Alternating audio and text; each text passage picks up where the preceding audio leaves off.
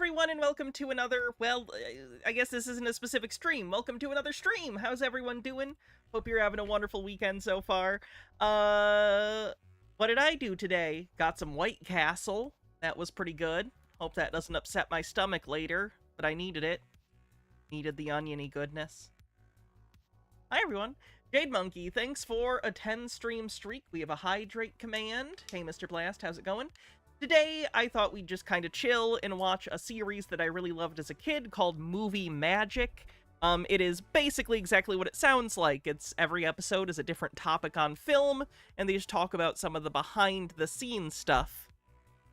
So, yeah, that should be fun. It'll be a pretty chill stream. We're going to talk about movies. I'm sure we'll go on tangents. Feel free to bring up movies you've watched recently. Ask me about movies. We'll just hang out. That's basically it. No biggie. Hey, Nemesaur, how's it going? There was a hydrate, so I'll do that real quick. Let's see, what have I seen recently? I watched Heretic. It was a little pretentious, but I enjoyed it. Hugh Grant really held the movie together with his bizarre performance. I don't know what else I've watched recently. Alright, let's get into it, shall we? This is the first episode of Movie Magic. And that music. Also, if YouTube is weird about the movie footage in this at all, I apologize. The Twitch stream should go either way, but YouTube can be touchy, even when footage is used in a fair use context. So I don't know, we'll see.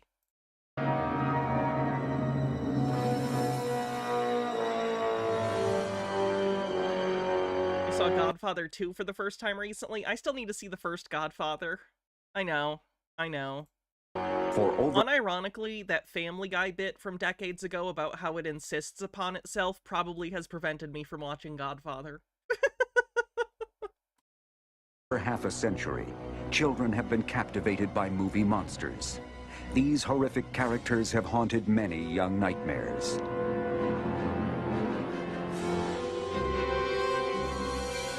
Today's movie fans are equally enthralled by cinematic monsters and by the makeup effects wizards who bring these creatures to life. Every day is a bad hair day. You'll recognize him. I think that's Billy from Hocus Pocus. Polysaturated lipids. Thanks for 39 months. With inventive use of new materials and mechanics, these artists and technicians are creating characters that are increasingly more frightening and bizarre. Rolling. Ooh, Moon Eggman? What is that from? I don't recognize it. It seems like it's very, like, reminiscent of the sort of Millier Man on the Moon image. You've never seen Hocus Pocus? It's good. Fun Halloween movie. I'd recommend it. Today, we'll go behind the mask with the comedy adventure Cabin Boy to see how flesh and blood actors are transformed into... Everyone's very curious how the hit film Cabin Boy was made. Make-believe beings. Cut. And Academy Award-winning makeup artist Rick Baker reveals the secrets of famous movie monsters. Welcome to It is the stream that never ends, Nearest. highly inventive field of special makeup effects, where you'll meet creature and creator on Movie Magic.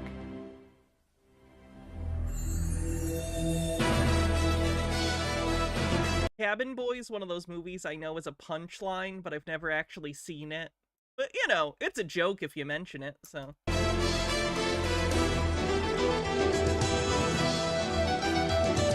Like Ishtar.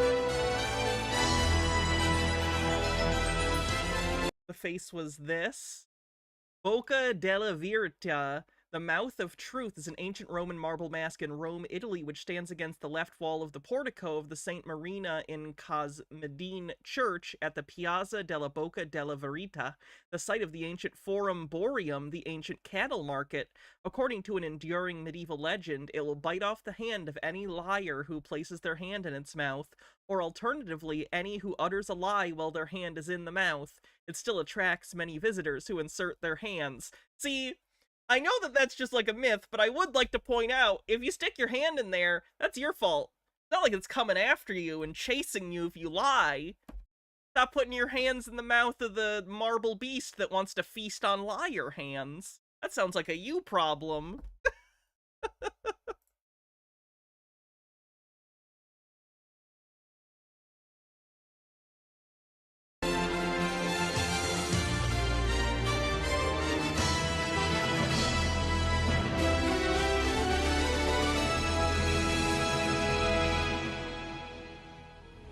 The function of makeup has remained constant throughout history, to assist an actor in the creation of a character. Makeup effects include everything from the addition of a cut, burn, or scar, to the transformation of a man into an unrecognizable form. When a script calls for an alien to live among Earthmen, or dead men to walk amongst the living, yeah, I used to love this show too, darling Dr. Lamb Chop. Makeup effects artists are called to center stage. I think this show is probably one of the first things that got me into, like, movies, not just as, like, a thing you watch, but as, like, oh, this is, like, an art form that lots of different craftspeople of, like, different backgrounds all participate in to produce something. I don't know. And that got me into how on DVDs you have the bonus features and everything. I don't know. It's very formative for me. For the fantasy comedy film Cabin Boy, producers Tim Burton, Denise Denovi, and director Adam Resnick must create a world populated with strange characters. Cabin Boy tells the story of a young man who travels the high seas with a group of crusty old fishermen. On their voyage at sea, there are a lot of episodes where they meet some very amazing characters. He meets a half man, half shark underneath the water named Chalky, played by Russ Tamblyn. And the masthead on the ship, played by Ricky Lake, actually comes to life. Oh, they got Ricky Lake for this. Okay. Learns the ways of love from Callie, played by Ann Magnuson, who lives on an island and has 8 arms or 10 arms, a lot of arms. I wanted something that was very stylized and a little bit older looking. Tony had some good ideas and he was completely in sync with what I wanted to do. Innovative makeup effects artist Tony Gardner Army of Darkness? has What established about Army of Darkness? I love Army of Darkness, if you're asking if I've seen it. a reputation for creating fantastic, sometimes frightening characters, for such films as Hocus Pocus, Army of Darkness, and Darkman. I see, you're bringing it up because he did the makeup for it. Darkman's good, too. I don't think I've seen the sequels to Darkman, so I can't speak to those. I do know one of the sequels is called Die, Darkman, Die, though, which is pretty great. Gardner's The Sam Raimi film, the original Darkman. Alterian Studios is a 10,000 square foot makeup effects They're lab. bad. That's a shame. This facility specializes in all aspects of makeup effects. Cabin Boy in the 90s is the 90s version of Freddy Got Fingered. Was Freddy Got Fingered not in the 90s? Was that not the mid to late 90s? From character makeup to animatronic figures and puppets. Oh, that's the cat from Hocus Pocus, I think. We seem to excel at getting the shows with major technical challenges. But I think we excel at characters and finding a balance and bringing...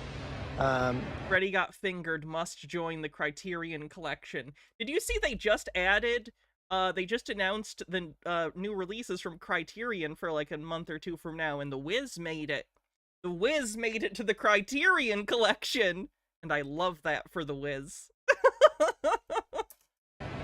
enough Gotta ease on down that road. fantasy into reality to the point where you buy it as a character as opposed to just, this is a makeup effect. We're able to create whole characters out of what we do. Once the character designs are approved, the effects team makes life casts of all the actors playing the various characters. Russ Tamblyn will have his body cast for a sharkskin suit, and Ricky Lake will have her head and body cast to play the wooden figurehead. Designer Eric Fiedler will make a cast of this actor's head so that the makeup can be sculpted onto the exact shape of the actor's face. He's going to be one of the clouds, or the cloud character. So we're going to make a life cast of his head and going to sculpt the cloud features onto his face and around his face. So if you can picture his face as the face portion, and then out here a big puffy cloud, that's what will be going on.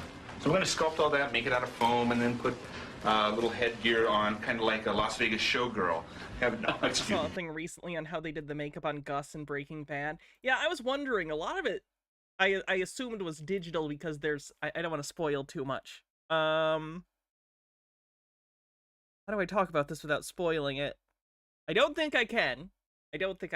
So I will just say it's interesting because in my head, a lot of it has to be digital, because usually you can only use makeup to really add, not to take away. The lower was digital. Okay.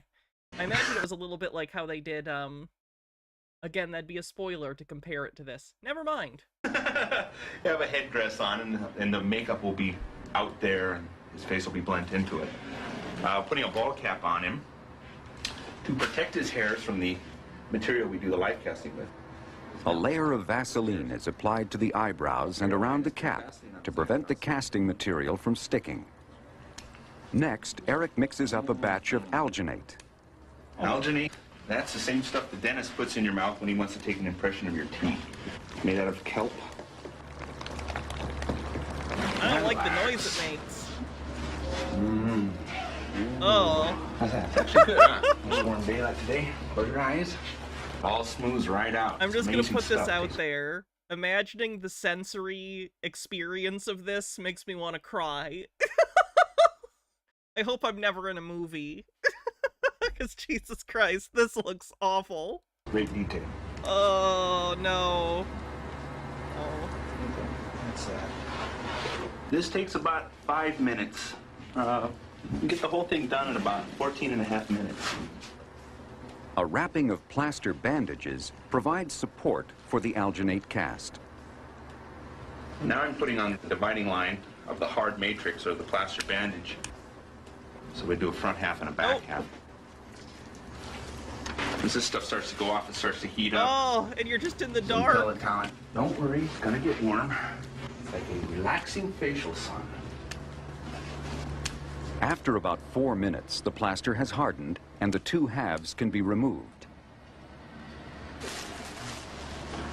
And Tom will lean forward and his ears will fold under. And he'll help catch it. He's got a problem.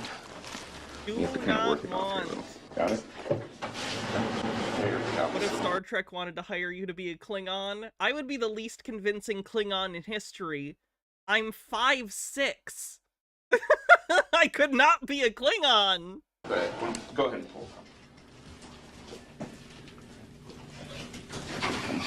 You slip it in there. Pull straight on. There you go. And... Okay. Once the negative of Tom's head is finished, the next step is to fill the mold which will form the life cast. This is Ultracal. It's a very hard type of plaster. There's 3 parts of this. There's this is called a face coat, the splash coat, also it's called. Then after that is the hemp coat. What Star Trek species would I be? I don't know. Ferengi? I don't want to be Ferengi. I would also have to do it, at least simulated nudity, because Ferengi women tend to be naked, unless you're Quark's mom. Precisely fiber, which is a material that we use. Vulcan. We'll go Vulcan. That's easy. You just need maybe eyebrow things and ears. Boom. Done. Well, I'm probably too chunky to come across as Vulcan, but we'll give it a shot. Give it strength. It's like straw. Also helps to make it lighter. I'm a Vulcan who found Twinkies to be the most logical food source for some reason. Put a finish coat on there, making it nice and smooth. Molds in minutes. This will set for 30 minutes. It'll start to heat up. That'll make it harden up. That's it. We'll pop it. Now it's time for the moment of truth. And there it is. Beard says, by the end of Deep Space Nine, females are allowed to wear clothing. I'm sure Grand Negus Rom would support you. Fair enough. A perfect likeness. This life cast will be the foundation for a sculpture that will put the actor on Cloud 9. Help your eyes look up. Getting forgetting I saw the TV And after a quick flashbacks. touch-up, the Cloud Man is set to breeze through his scene. Okay, lean back and blow. That's perfect. Yeah. That was nice. That was really nice. Okay. For many movie fans, Lon Cheney was the master of screen horror. Known as the man with 1,000 faces, Cheney was a genius in the art of makeup. His 1923 version of The Hunchback of Notre Dame is one of the most extraordinary I have that one. characters ever Surprise. created I for own a Blu-ray. motion pictures. He had this wonderful ability that no matter how horrific or how repulsive his character could be, he could get the audience's sympathy. People like to believe the extraordinary. People like to think for the Hunchback he wore a 70-pound rubber hump. In actuality, it was 20 pounds, and it was made out of plaster of Paris. The Phantom of the Opera, made in 1925, is one of Cheney's most admired films. He plays Eric, the disfigured mad organist who haunts the Paris Opera House. When Cheney read the Gaston Leroux novel, it described Eric's face as that of a skull with the flesh wasted away. He would glue spirit gum, which was an adhesive, on his nose, and then he'd place a little strip of fish skin, which is a thin, transparent piece of skin that comes from the stomach lining of fish, and he'd pull the nose up to the way he wanted it, and then ran the rest of the piece of fish skin up into the forehead, painting it down with spirit gum, and that's how he accomplished That's strong, like, stomach lining. the up-tilting of the nose. Because his elaborate makeup removed all acting subtleties, Cheney had to employ his body to eloquent effect. That's not that abnormal for the time either. He was particularly good at it, but you were really playing to the cheap seats in silence because you were trying to act with your body and not with, you know, dialogue. Good at it, though. Cheney's famous makeup box was the forerunner of the makeup departments of the major studios. By the 1930s, these makeup departments Unless you're a Gerard Butler, then you just have looks like a small sunburn. Don't remind me of that movie. were operating as daytime glamour factories. But at night, in Universal's makeup lab, artist Jack Pierce worked with Boris Karloff, perfecting the face that would influence future generations of makeup artists. My first introduction to Frankenstein's What movie? Phantom of the Opera, done by Joel Schumacher. And the thing is, Joel Schumacher can do good movies. Falling Down is an entertaining film. I just don't get it. I don't know why. I don't know why, Joel. Why? monster actually was in a monster What movie? Falling Down. magazine. And for the life of me, I couldn't figure out how you could make someone's There's head another one square. before that, too. A Hold on, I forget two-time what it Oscar was. winner for his extraordinary work on An American Werewolf in London and Harry and the Hendersons, Rick Baker's special effects Lost makeups Boys, that's what it was. He did Lost Boys, and you can't tell me you don't like Lost Boys. That's a good one. Also, I'm not gonna lie, Phone Booth is a guilty pleasure, and I kinda like Batman Forever. Is it a good movie? No. Do I enjoy it? Yeah. are inspired He's a by one-hit wonder. Bullshit. Oh, did he do Flatliners too? Yeah, don't tell me he was a one-hit wonder. Fucking Lost Boys, Flatliners, Falling Down. That's at least 3 solid films. You can tell me you don't like his Batman movies. That's fine. Those are campy and silly, and I like them as a guilty pleasure. But you can't tell me that Lost Boys and Flatliners and Falling Down aren't good. by his early fascination with classic movie monsters. Early on, I thought it was Boris Karloff that did his own makeup, until I read in Famous Monsters of Filmland that this guy by the name of Jack Pierce did the makeup. From the research that I've done and knowing what makeup techniques were at the time, I believe St. Elmo's most of it Fire. was done with a buildup of cotton and collodion. Collodion is this kind of liquid plastic type material. I really pity poor Boris who had to go through this makeup every day. First day, I think he put some spirit gum on his brow, stuck some cotton onto it, painted on a layer of this collodion, put a little bit more cotton, a little more collodion. So it was laboriously building up layer at a time to create this brow. But it took hours to do. I've read 8 hours, I've read 6 hours. I can believe either one of them. It's a long process. And to be sitting in a makeup chair that long, to have some joker painting, you know, plastic on your face isn't really a lot of fun.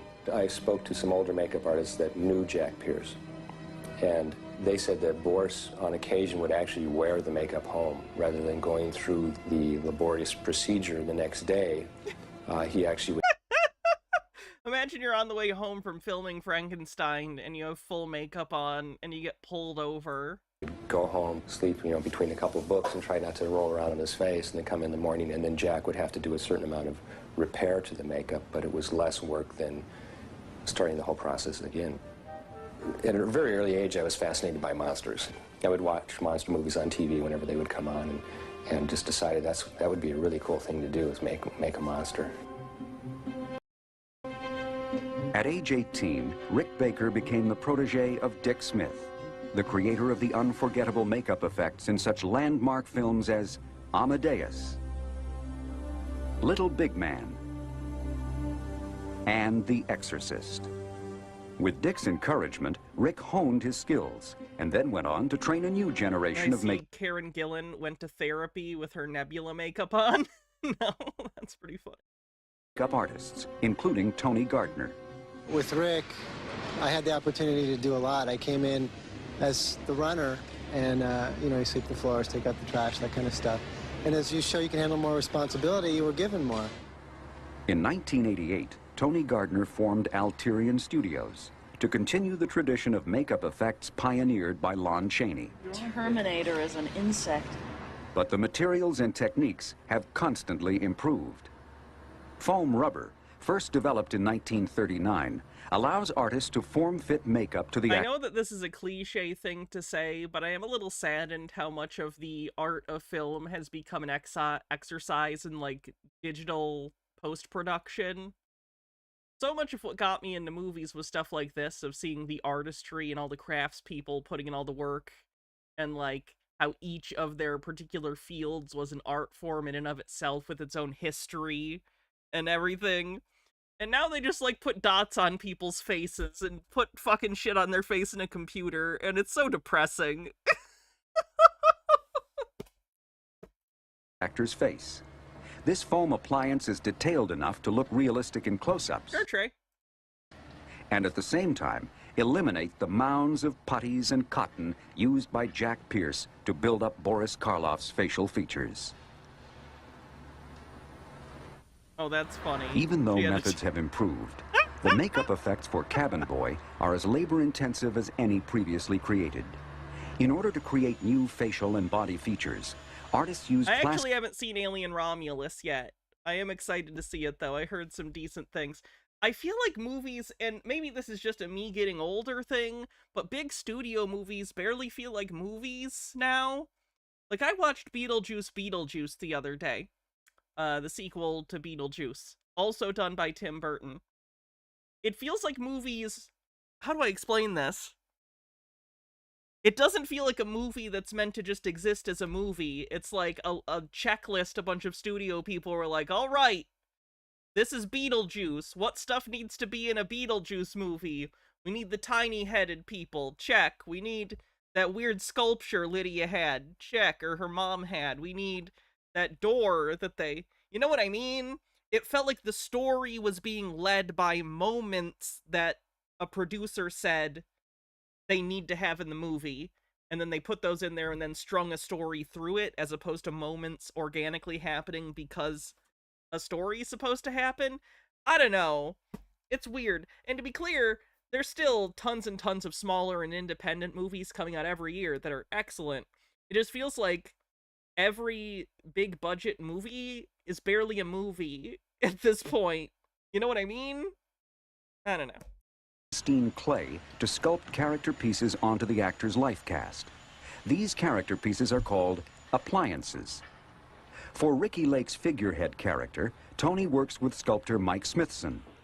The design of the figurehead was modeled after those crafted for old English sailing ships. Careful detailing creates a weathered wood effect with a deep grain pattern. Once Barrett says, is it just me, or have film and streaming services makers forgotten how to pace things? Yeah, pacing is so bad now, it feels like. Let's see, I'll read the thing that Trey sent in regard to the Necronomicon homebrew. This ancient town, I assume that's supposed to be tome, made from the leather skin of tormented beings, was forged in the bowels of the abyss. Any attempt to read the text in any form of sunlight will only reveal what can be described as the ramblings of a madman telling of a rod that screams with thunderous booms and being clad with a hand of blades. When read in moonlight, however, one can find secrets of necromancy, allowing a person to attempt attunement to this item once they've spent 8 hours reading. Once attuned to this item, sorry, I scrolled and lost my place. Once attuned to this item, to cast Animate Dead a number of times equal to their spellcasting modifier once per day allows them to once a day cast Contact Other Plane, but only to an entity of the Abyss. If a creature attempting attunement is aligned against the Abyss, the Necromantic Encyclopedium, the tome retaliates, summoning 2d6 Dybbuk that'll possess corpses close to the creature, reading the tome and attack them. I want to play a necromancer someday. That sounds fun. Play a dead thing sometime that can summon. the design is sculpted, a mold is made of the clay appliance. This process is similar to that used for the life cast. After the plaster dries, the mold is separated from the life cast. The clay is removed, and the cavity that remains is ready to be injected with foam latex. After the molds are cleaned, foam technician John Calpin prepares the foam latex. I'm getting ready to measure out some foam latex and whip it up, and then we'll inject it, almost like baking bread. We just pour everything into a gigantic bowl and whip it up in a mixer. When you whip it higher, you whip more air into it, makes it a softer foam. The less you whip it, the more dense it becomes.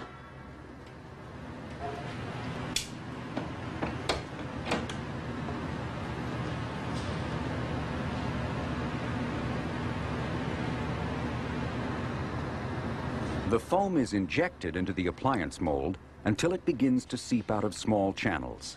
When the channels are filled, the appliance should be free of any voids. Fill those channels. The mold is baked in an oven for about 5 hours at 350 degrees. I don't know this to be the case, but if it's anything like when you're doing like anything else in a big oven like this, I wonder if it occasionally cracks and you have to start over because like you got a bubble or something in there that expanded and completely fucks the the piece. That's probably not a fun day. Once the appliance is removed from its mold, it is cleaned of excess latex and primed for painting. The foam rubber looks and feels like human skin. These appliances even have pores that allow the actors to perspire through the appliances rather than underneath them. Finally, after weeks of... MSKDB89 with 45 months says, Stream baby time. Why did the mold foam look so delicious? This sub-baby's name is going to be, Foam Latex Baby. preparation, the character pieces are ready to be attached to the actors. Actress Ricki Lake arrives several hours before the rest of the crew for her makeup application. A medical adhesive called Prozaid is brushed onto the actress's face. What's that? It's boric acid. Dissolves your nose so you can get a flat wood texture. Yeah, I love the show Face Off. Oh, that's so it sticks, right? Listen, you. I don't remember if the original nose is show... glued I know some of it's on streaming, but I don't feel like the first, like, 5 seasons are. So... Then the cheeks. As the mask is glued to Ricky's face, it becomes a second skin. Now, when am I going to be able to move my face? You can move right now if you want. Feels restricted. Oh, it'll work in. The most important work is the blending of the edges of the makeup with the actress's skin.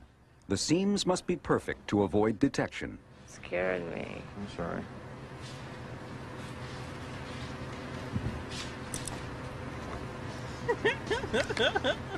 I'm just kind of building ridges over the blending edge, so it kind of... Wanted Undying says, did you know at least 2 Cenobites are in Nightbreed, and a lot of people who were in Clive's theater company, The Dark Company? I didn't know that. Looks like the wood grain. It kind of helps blend into her skin.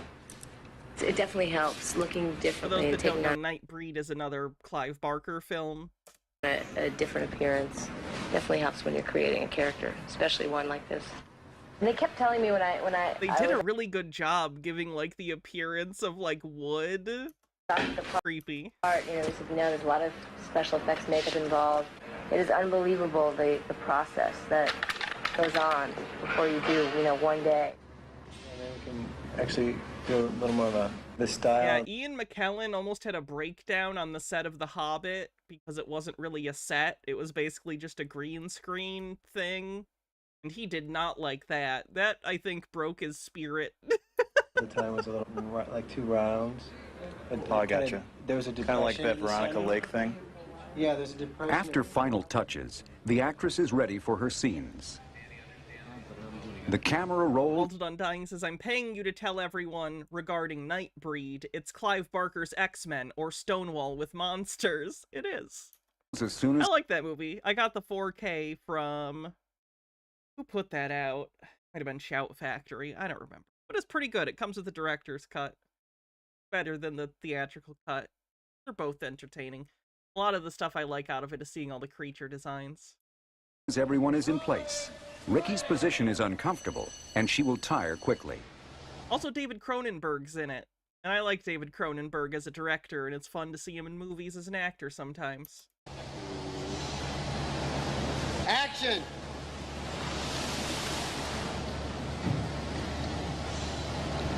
Ricky. Bet. Great, okay. Great, Ricky. Okay. After Ricky works through a full day of shooting, Tony Gardner and his crew must then remove the actress's makeup. When the makeup effects are as elaborate as the figurehead character, this process can take several additional hours. Cabin Boy is the movie. But for the that Alterian team, the figurehead is only one of several characters they are responsible for.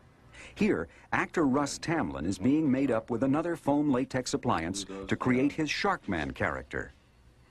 Brian Pennicus has been given this task. This is a surgical adhesive that Dow Corning makes. Dow! Since the dawn of theater, That's a actors have Michigan used thing. color to create character makeup. Dow Chemical! And now, color is the final step in creating these makeup effects. The basic foam appliance has texture, but needs color and shading to complete the illusion. For the makeup colors, we use a standard palette, but that offers... By the way, have you guys seen the trailer for the new Cronenberg movie called The Shrouds? Looks Cronenberg. 6 or 7 blues and a Also, black. if you've not seen David Cronenberg's son's work, please do. He really is maybe, like, for as young as his son is compared to his father, he very well may overtake his father in terms of number of really great body horror movies, because he's already done 3 really great body horror movies. Infinity Pool, which is my favorite one of his, Antiviral, which is quite good. That was his debut, at least in terms of non-independent film, and Possessor, which I liked. It's not my favorite one of the 3, but a lot of people love it. So, if you're not, check those out. They're really great. In particular, Infinity Pool. Watch Infinity Pool. So good. Black and white. Well, Brian Live action Bora Bora Honeymoon. did a test paint job on the little rectangle to determine the patterns and the basic colors. And we'll gradually work our way from this prosthetic adhesive paint to regular makeup as we work our way forward over the body. We have almost 100 people watching right now, by the way. Thank you for hanging out. I didn't think we'd get this many people on this Go in stream. and break up all the flatness of the gray. Then we've got to break up the edge here so that it dissolves more into his own skin. Antiviral is about lab-grown meat. That's sort of tertiary, or tangential, rather. It exists in the world, but the plot is more about a company that sells viruses of celebrities. So in this universe, you know, maybe there's like a pop star and she gets herpes or something, and then she will sell the herpes to the company, and then her obsessed fans will buy the herpes and get infected with her herpes, or whatever it might be. They sell all sorts of things, but one of the first examples is herpes. So, pretty fucked up movie. Check it out. Altered Undying with 40 bits says, I found out Cronenberg was a Nightbreed by thinking he was amazing in the movie and looking up who he was. I then checked to make sure it was that David Cronenberg. He was a major role, not a cameo, and didn't chew the scenery. He was creepy, ASMR'd it. Yeah, it's weird. It's weird that he's just like a main character in that movie, but he does a good job. And they do have lab-grown meat that's like cloned cells from the celebrities. So you could buy, like, if this was the real world, you could buy a steak made of like Taylor Swift meat. Get all this gear on and start looking at yourself in the mirror. It's such inspiration. I got a fin on my back. You know, a lot of times people, you say, oh, I was in that film, and they'll say, oh, who were you in it? And you have to kind of... You could have your juicy shack meat. Explain that, well, I was the guy, or the lawyer, or the this, or the that. See, I was the shark. Make this match the point. Just kind of stands out. Do I look normal again?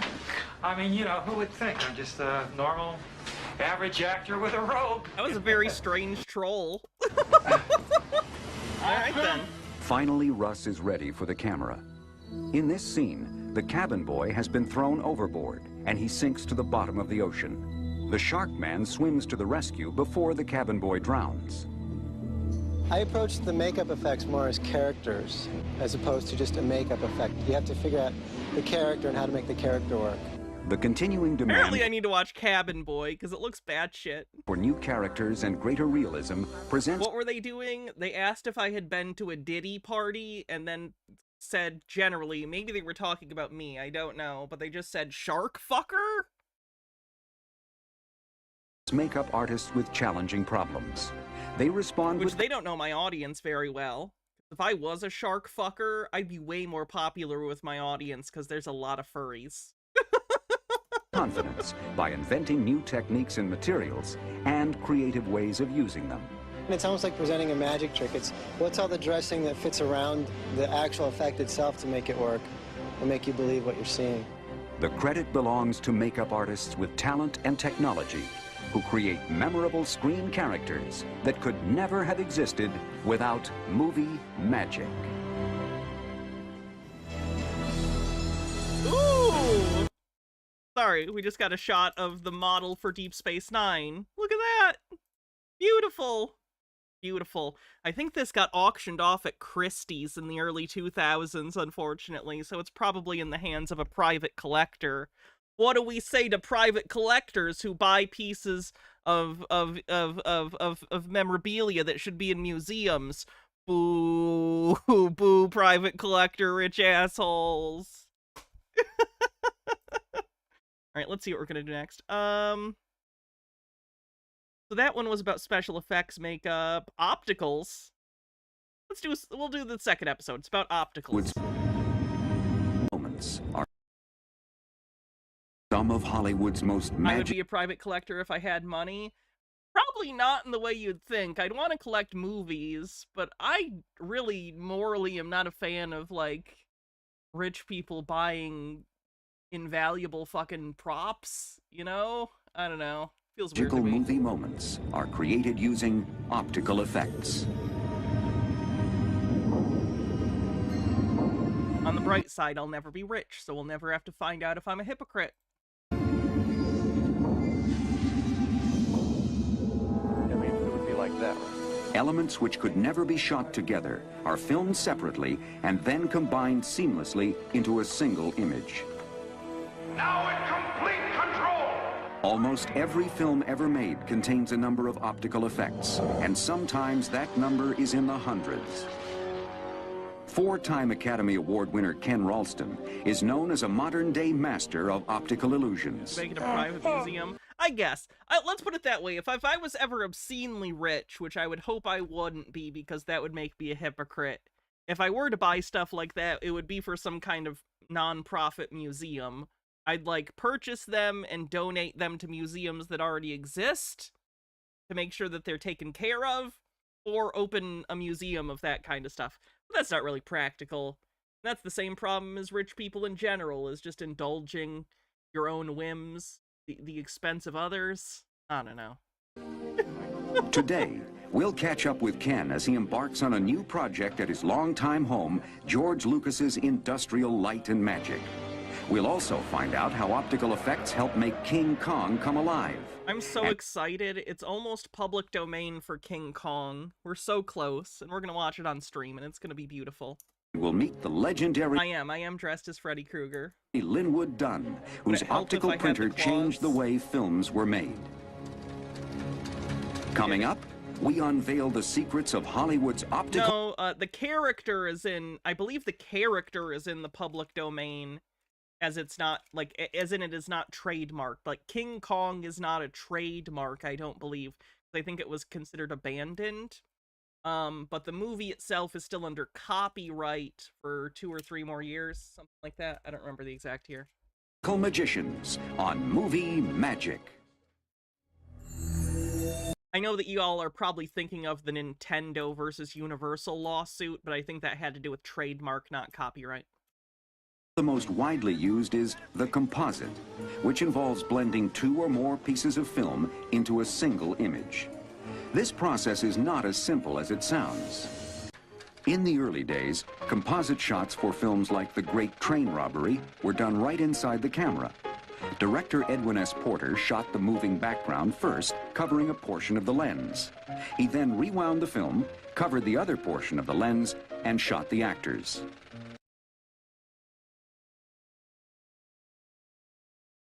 Why did it cut out? Their music here that they had to cut out for YouTube? That's kind of funny. So. Optical There you go. In the 1930s, filmmakers began to develop the optical printer as a means of combining images.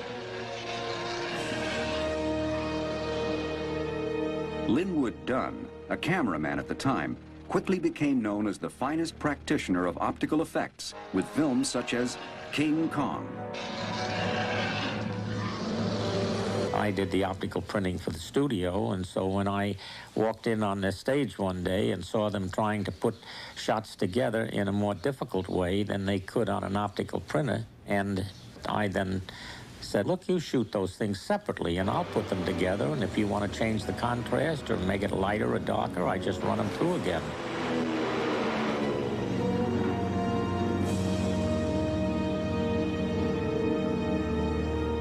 5 years later, in 1938, Dunn was presented with an especially difficult optical challenge. He had to combine shots of stars Katharine Hepburn and Cary Grant with a full-grown leopard named Baby. What is this from? This isn't Cat People, because that was a jaguar, right? The optical printer was used in bringing up Baby. Okay, I've never seen Bringing Up Baby. Because they found early in the film that the trained leopard was a little too dangerous to have in with the principal actors. The shot, for example, where up in the hallway, Cary Grant walks through, gets in an elevator, the leopard follows him, and then Hepburn follows the leopard, were all shot separately. But we always had to shoot the leopard first because we wanted to see how fast he walked. That didn't stop Roar. I watched Roar the other day. For those who aren't familiar with Roar, give me a sec.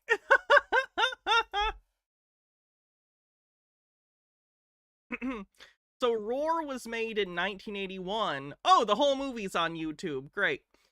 Here's a trailer. I don't know who needs to know this. This was basically a movie that was shot and produced by some animal rights activists, which, great, you know, animal rights, cool beans. The thing is, they completely underestimated the danger of this.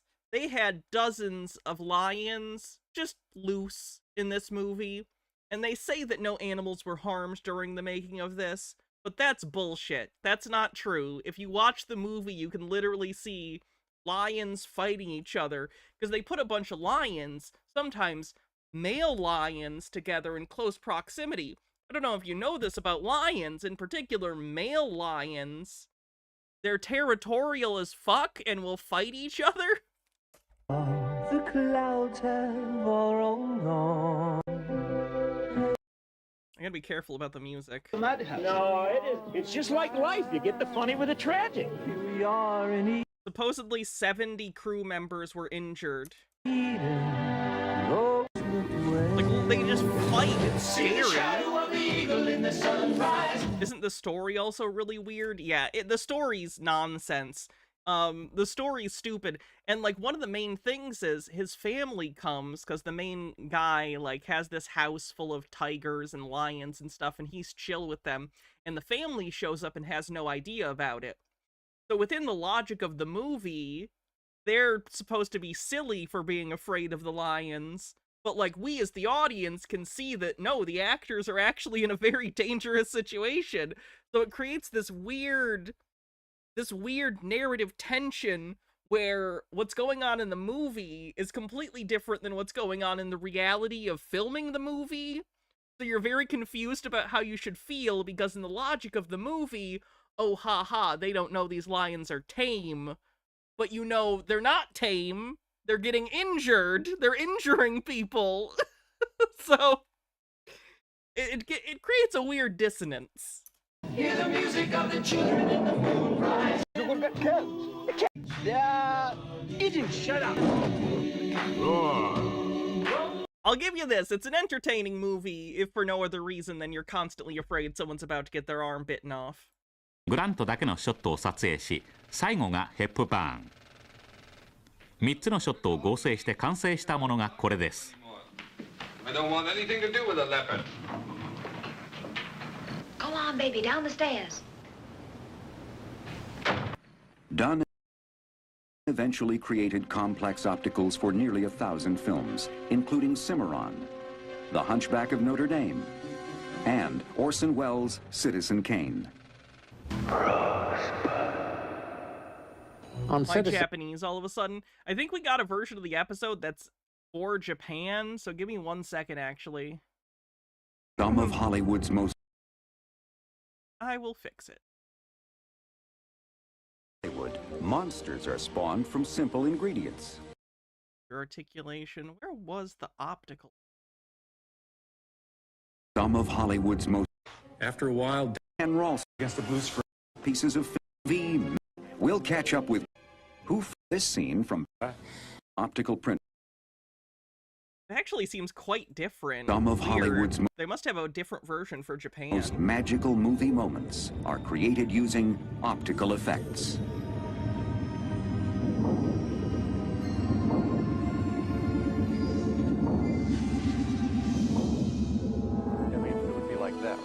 Elements which could never be shot together are filmed separately and then combined seamlessly into a single image.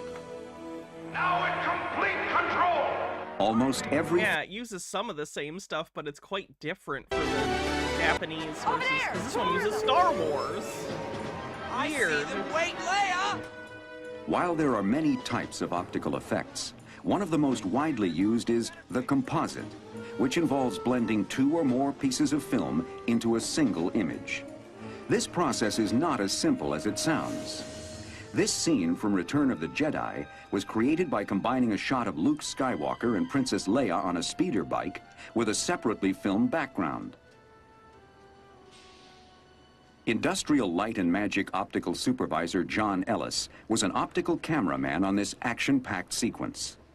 The background was shot with a camera mounted on a Steadicam, and the Steadicam allowed the operator to walk through the forest and not get the vibrations up and down of a person walking, and then taking a frame every few seconds speeds up the action. It makes it look like you're sailing through there at 150 miles an hour. The actors were shot here at ILM in our stage against the blue screen. That allows us to make elements that would later be used in compositing the actors into the background that has been speeded up or up to real time at 24 frames a second. After the elements are shot, elements are brought into the optical department. We will composite them here on this optical printer. This printer is a special piece of equipment that was built by Industrial Light and Magic and was originally used on Empire Strikes Back. The printer consists of two projector heads, which beam previously shot... One trick with compositing shots is making sure the lighting is correct for both. That's one of the problems that's come up with some of the Marvel movies in the last, like, 6 or 7 years, is there's not enough pre-production and planning being done beforehand, so they don't think to match stuff like that, so sometimes it is lit wrong, and even if you don't consciously know why it looks wrong, your brain knows. It's not good. Footage, and a camera that re-photographs the images and combines them together one frame at a time. If we just simply double expose the two images, we'd have a ghost image, yes, or you would see through the tree. That can be one of the reasons they do scenes very much in the dark to kind of try and hide that kind of thing. You'd see through the speeder bikes. So we have to go through a matting process to hold the area where we want to put the people back in. The matting process that John utilizes involves 3 steps. First, he must imprint a silhouette of the speeder bikes called a holdout mat onto the tree background. Next, the blue background is removed from the speeder bike shot. Finally, the isolated speeder bikes are printed onto the background, replacing the silhouette and completing the shot. Compositing is really a great thing because you can put people in environments that don't exist. You can change the environment, you can make it faster or slower. Clean up, Ashley, yes. You can make it day or night. There's an unlimited amount of things that you can do to manipulate how people are in space and time. One of Return of the Jedi's effects supervisors was Ken Ralston. After winning an Academy Award for Jedi, Ken went on to capture 3 more Oscars for Cocoon, Who Framed Roger Rabbit, and the effects-driven comedy Death Becomes Her. I have a background that I understand all the different effects that can be done, and it's just a matter of knowing what the... I might, well, is it... I might have seen them, Trey. Is it like they sit on a couch together and watch those stuff? can accomplish and what best benefits a particular shot. Ken started experimenting with optical effects as a teenager with his no-budget film, The Bounds of Imagination. The Bounds of Imagination was shot when I was 14 years old, on weekends and every spare moment we had. It was all 8mm, and essentially it started off with a friend, Glenn Anderson, and myself, just wanting to do some kind of a project that encompassed a lot of different effects work. But we flipped a coin to see who would be in the show. Unfortunately, I won the toss, or lost the toss, so I had to be in it.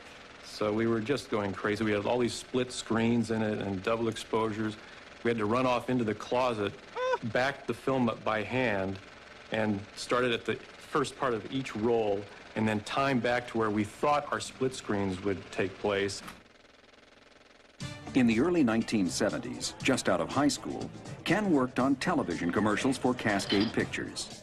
While helping create these effect scenes, he met an effects artist named Dennis Murin, who soon moved on to work with George Lucas. After a while, Dennis got some script for some obscure film called Star Wars, and they wanted him to work on it. And we were reading the script, and we were just laughing because we would all want to write the same kind of science fiction script, but who would make something so big? Dennis brought me on as a camera assistant. We had no idea what Star Wars would turn into. It floored us. It was absolutely the greatest experience. Following the success of Star Wars, Ken worked as an effects cameraman on The Empire Strikes Back. 3 years later, he rose to the rank of effects supervisor on The Return of the Jedi. By this time, George Lucas had firmly established his preeminent special effects company, Industrial Light and Magic, or ILM. As George got comfortable with how to go about doing some of the effects shots, that caused Empire Strikes Back to expand to a certain degree. And based on that, when Jedi came along, it went through the roof. We had 3 supervisors doing it, Richard Edlund, Dennis Murin, and myself. And we each took a sequence or a segment of the movie to do because it was so big. The main sequence that I was responsible for was the space battle sequence. Compared to the other space battles in the previous films, this one was much larger, had a lot more separate elements, a lot more ships involved. But because of the sheer number of spaceships and how many passes it has to go through the optical printer, Any little error can cause a screw up. The blue screen, if it isn't exactly right, well, your mats don't work quite right. The color balance, if one ship isn't timed just right in amongst 50 ships, then you have to do the whole shot over again if you can see it. There's always some little problem that can come up, and some of the shots have mistakes in them, but you can't see them. Ominous, like, Jaws music as the internet's about to become a big thing. No one will ever notice these mistakes. Ominous ding in the background, echoing through the night. Despite its limitations, the optical printer was effectively used by the ILM effects team to bring the Star Wars saga to a thrilling conclusion. As their reputation grew, Ken Ralston and ILM were called on to create ever more difficult composite shots. In this scene from... Oh, this is really great from Back to the Future 2. This is the first time they used the remote control or computer-controlled camera so that they could do the split screen effects, but like with a moving camera. Before this, you always had to have it static, like in the original Parent Trap movie with Haley Mills, you know? Static camera. You can only do split screen with a locked down camera. From here on, you could do splits, and you could, like, move the camera around because the moves are programmed by a computer. They would be exact every single time with the exact same timing. Great. Back to the Future 2, star Michael J. Fox appears as 3 different characters. To achieve this effect, Fox would perform as one character, have his makeup changed, and then perform another role on the same set. The 3 performances were then combined together and printed onto a single piece of film. The pizza shot went on for 3 days, and we had to be on top of every little nuance going on in these shots to make it work.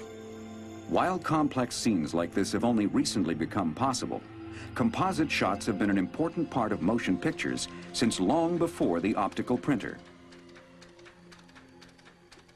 In the early days, composite shots for films like The Great Train Robbery were done right inside the camera.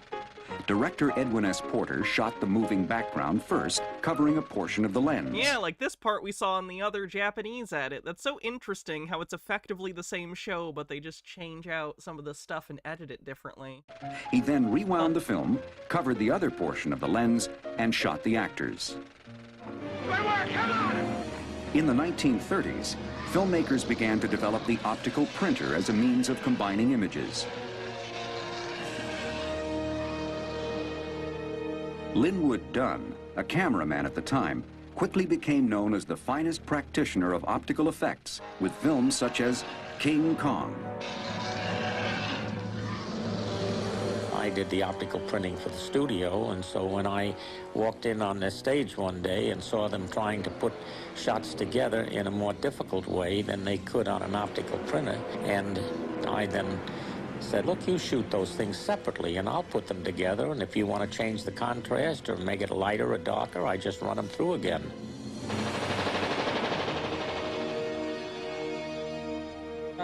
Magos Informaticus says, and the human movements are also partially run by that system. For instance, when Biff hands himself the sports almanac, his hand rested on a metal rod run by that system so that it would be consistent with the camera movements. Yeah, it's really interesting. That scene, too, I'll show you a brief... I'll show you just the handoff so you can see what that looks like.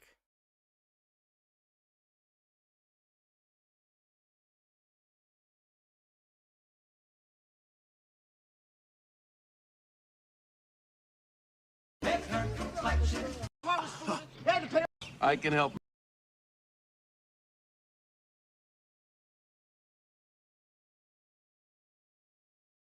Got it in his hand there. Hey, and another thing, how do you know where I live? Let's just say we're related, Biff. And that being the case, I got a little present for you. Something that'll make you rich. Were they hiding the bar for the hand behind the middle part of this window? Because that would be a pretty smart usage. You want to be a major sports thing. Well, that's there we go. Here's our hand. The information in here is worth millions, and I'm giving it to you. Well, that's very nice. Do they not hand it over again? Thank you very much. Because I thought there was a wider shot where they did that. Leave, you idiot. Make like a tree and leave. You sound like a damn fool when you say it wrong. All right, then leave. And take your book with you. You can definitely see it kind of, Let's see this one. I told you, it's in this book. All you gotta do is bet on the winner and you'll never lose. There you go. That's a smooth handoff. Look at that shit. You'll never lose. Same guy to the same guy, and you can't even tell. Winner and you'll never lose. Yeah, you can... oh, wow, that is smooth as fuck. Look at that. All you gotta do is bet on the winner and you'll never lose. Even knowing how they did it, that's incredible. All you gotta do is bet on the winner. Because between this bar, it's a different hand, basically. In the other shot, once it passes the bar in the middle of this window, it's someone else's hand because it's a different shot. And you'll never lose. Completely different instance of the magazine. Fuck. You can see it a little bit, maybe here. The hand's at an odd angle to the arm. You know what I mean? The arm here, and it kind of goes down weird, but, like, it's real good. You wouldn't be able to tell if you didn't know how it was done. Anyway, sorry, I'm just really enjoying that. 5 years later, in 1938, Dunn was presented with an especially difficult optical challenge. He had to combine shots of stars Katharine Hepburn and Cary Grant with a full-grown leopard named Baby. The optical printer was used in bringing up Baby because they found early in the film that the trained leopard was a little too dangerous to have in with the principal actors. I think the term trained and leopard probably don't belong that close together. The shot, for example, where up in the hallway, Cary Grant walks through, gets in an elevator, the leopard follows him, and then Hepburn follows the leopard, were all shot separately, but we always had to shoot the leopard first because we wanted to see how fast he walked. Dunn eventually created complex opticals for nearly 1,000 films, including Cimarron, The Hunchback of Notre Dame, and Orson Welles' Citizen Kane.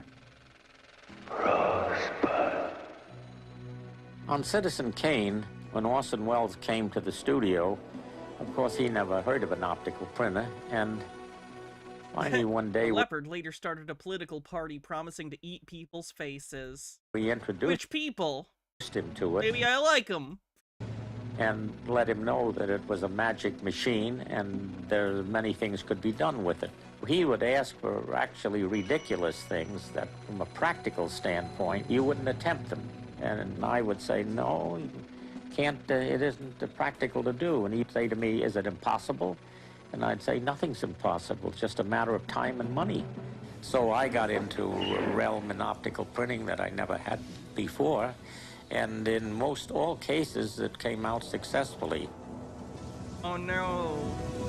They're burning his symbol of childhood innocence. The time before. Stolen from his family at their own behest. The symbolism. For this scene, Dunn used his optical printer to combine live-action elements of Wells, the people in the aisles, and actor Ray Collins with matte paintings of the poster of Wells and the seated audience. One of the more interesting shots recreated in post-production was the one where the camera went up the side of the building in the storm. Yeah, this sign, you can actually, I think, see it start to pull apart as they push the camera through it, but they do it so late you're not supposed to really be able to see over the roof and through the skylight down into the nightclub. They push through it. They were two separate scenes, and when Wells wanted to come... Yeah, you can see the break in the sign, kind of in the middle left there, as the camera's about to pass through, it kind of moves apart, I believe. Combine it into a continuous scene. I introduced a synthetic lightning flash on the optical printer, combined it by an out-of-focus mix with the reverse zoom going down into the nightclub. By the year 1942, dozens of optical printers were in use in Hollywood. Each one of these printers was custom designed.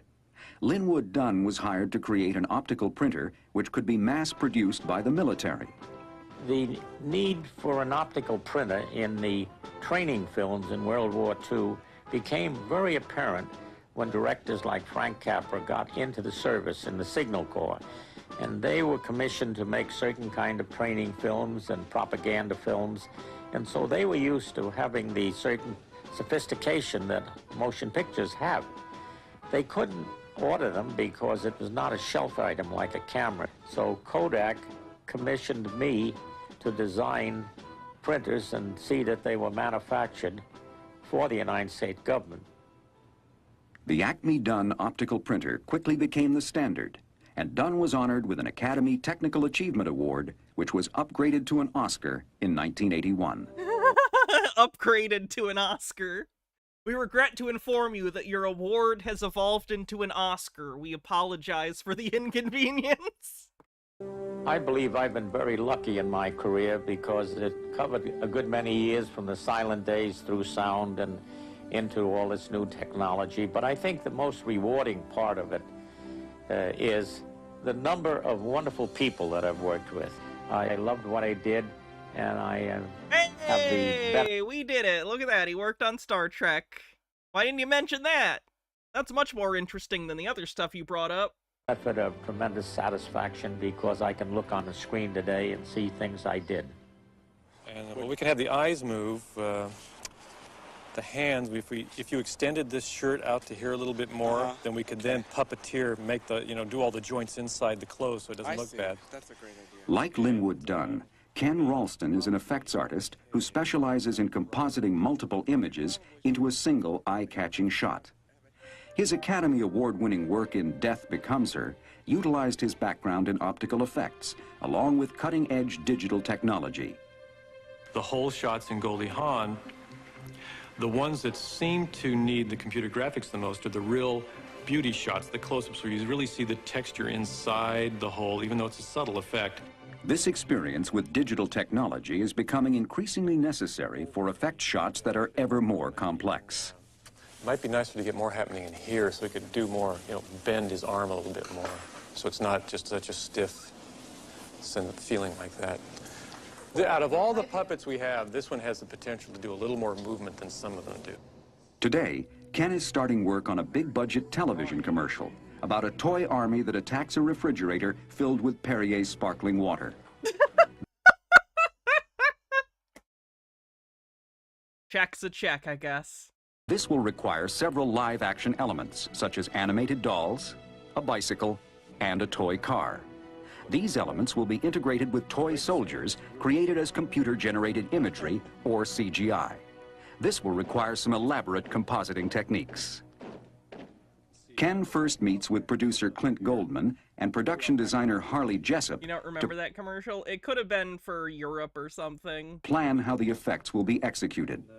The bicyclists will be blue screen rod puppets. I was going to say, do you think it would help at all to shoot the bicycle in the actual shot instead of shooting it against blue screen? I would love to shoot it in the set, but the sets will have to make the bicyclists larger scale than the set just to get the rod puppets to work. So we'll have to shoot them blue screen and mat them in later. It's great working with Ken. One, because it's fun. He's really funny. The other is that technically he knows what he's doing. Any image is possible to get with him, and it just makes it, for an art director, really exciting. After looking over the storyboards, Ken works with ILM model makers to produce the collection of toys which will be brought to life. Have him be more active, like he's sitting here and then he runs back here and he sneaks out here and he runs in and he sneaks out here and he's just kind of trying to get a peek through all this stuff. Ken engages model maker Richard Miller to produce another of the show's characters, a mechanical antique doll. The doll's design is based on a series of concept drawings. She's also going to be in the last shot in the commercial, and Richard's sculpting her up, the mechanical puppet to be used, so, out of modeling clay, and then cast it in. Fiberglass shell, so you can put the mechanics in the inside. The eyes will move. This is a radio-controlled eye mechanism for our doll's eye movement. What happens is this transmitter will send a signal to this little motor, and the motor turns the arm, which in turn rotates these eyes right and left. So what this means is we don't have to have rods or anything going into the head. We can just, by way of moving these joysticks on the transmitter here, we can have control over that. The doll will ride in a model Citroen, fabricated by veteran ILM model maker Ira Keeler. Like it's a chrome-plated tin on the toy. Mm-hmm. because that's fine. The more toy-like, the better. We're going to shoot this car blue screen. Camera will be on this side looking at it. It'll have a nice chassis bounce to it, so it looks like it's having some trouble. This doll will drive the Citron. His head and arms will move in the shot. His arms are flexible, so the wheel actually does the work, so it looks like he's steering. And the head will be rod puppeted to do a little turning. He doesn't do much action. Another important model is a Tour de France bicycle. This doesn't look finished because we're deliberately making it look rough and like a lead sculpture here. Once complete, the car, bicycle, and dolls are filmed in front of a blue screen. The blue screen will later be replaced with the background shot. But for this composite, a computer will be used to combine the elements instead of an optical printer. This is fine. He's just kind of looking around. Sure, that'll never catch on. With an optical printer, the blue screen is removed photographically. But that requires composited film to be developed before the composite shot can be seen. Digital compositing allows every step of the process to be displayed on screen instantaneously.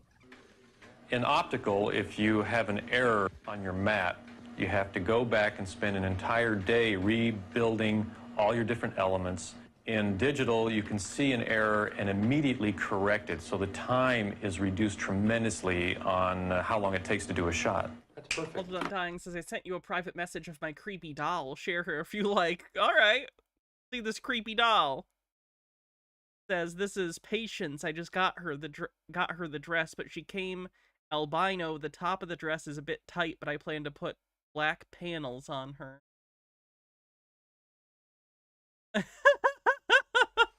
I don't mean to be offensive to your creepy doll, but your creepy doll looks stoned. Your creepy doll looks a little bit like it thought those edibles weren't shit, and then it ate the rest of the edible just as the rest of the edibles kicked in, and she's in trouble. Cute dress, though. Perfect. Send it, ship it, final. Yow. While most of the elements in this commercial are physical In Canada, it's legal there. models shot blue screen, Ken has decided that the toy soldier will be created as computer-generated imagery. This allows the animators to make one soldier and then use the computer to replicate it into an entire army. The challenge begins in ILM's model shop, where Richard Miller fabricates a model soldier. These are photographs of a 12-inch maquette, which is a sculpture that Richard Miller did and Harley painted up for the basic idea of what the lead soldiers will look like, even though they'll only be scaled to this, they'll probably be about that high. And this gives computer graphics a starting point as to how the sculpture should look in its design. Next, the model is scanned into a computer to create a three-dimensional image of the soldier. How to work this thing. Computer graphics supervisor Doug Smythe and animator Joe Pasquale add color, detail, and motion to the figure. There's something strange about our... Nerdy says, I read an old Warhammer magazine years ago from the early 80s, and they had a section for computer games, and I swear they essentially said, don't worry guys, computer games will never catch on. See, that's funny to me, because at that point they'd been around for a little bit. When was Pong? Like 74? When was Pong?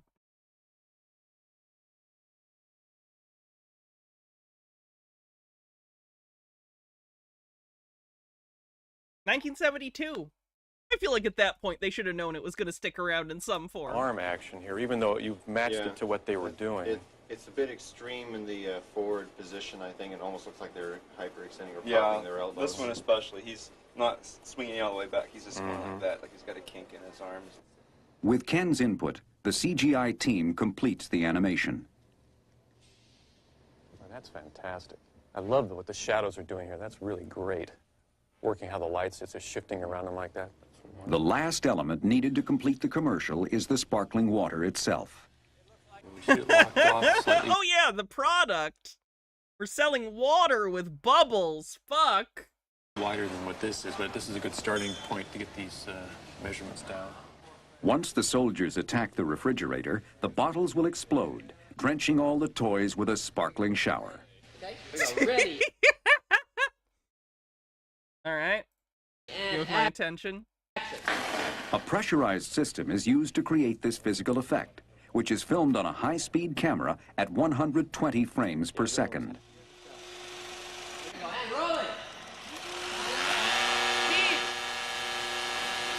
When the film is slowed down to 24 frames per second, the blast of water will appear slow enough for the scene. That wasn't bad. That was real nice. Good. And at 120, we got plenty to use. Yeah. Finally, all of the CGI and live-action elements are combined together digitally. This involves transferring all of the isolated elements onto computer and then matting each element onto the background.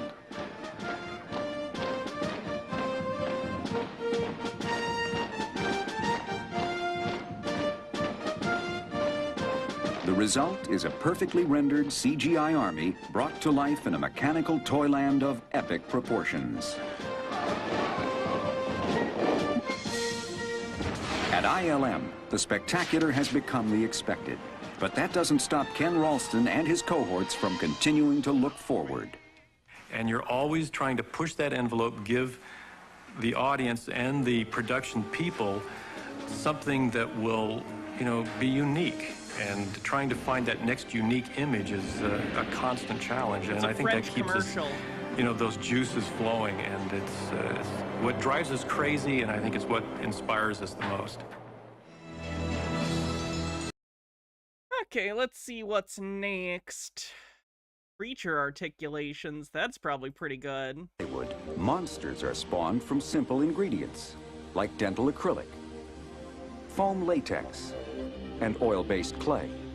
Today, a new star is brought to life by the imagination and ingenuity of special effects artists and technicians. It'll snarl, it'll blink, it'll basically act.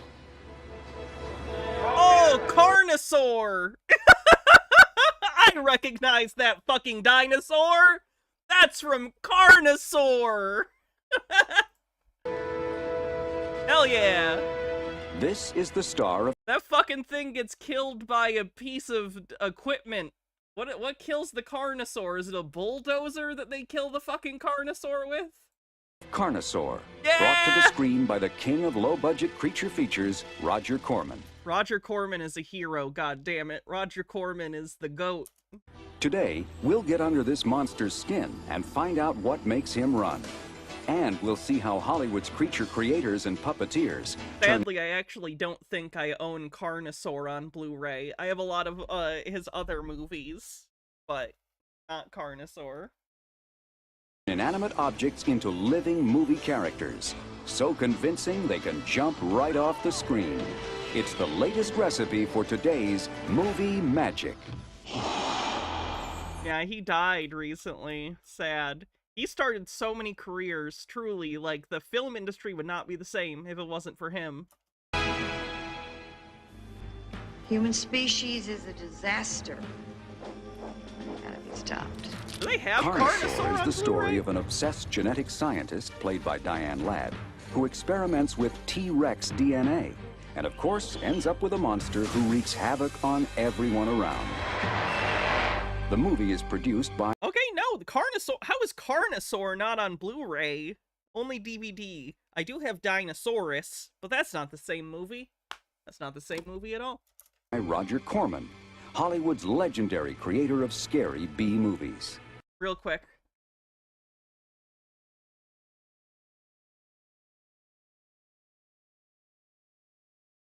This is just kind of a cool series of Blu-rays that Shout Factory put out. It's an entire collection that's just Roger Corman cult classics. They all have this at the top. Some of these have come out on 4K since then, but I don't have them. I have the Blu-rays. Forbidden World, Galaxy of Terror, Battle Beyond the Stars, Humanoids from the Deep, and then Star Crash, which is, oh boy, is this just a ripoff of Star Wars? There's never been a thing that ripped off Star Wars more than Star Crash. I cannot reiterate enough how much Roger Corman should have been sued for the film Star Crash. Glad he didn't, but...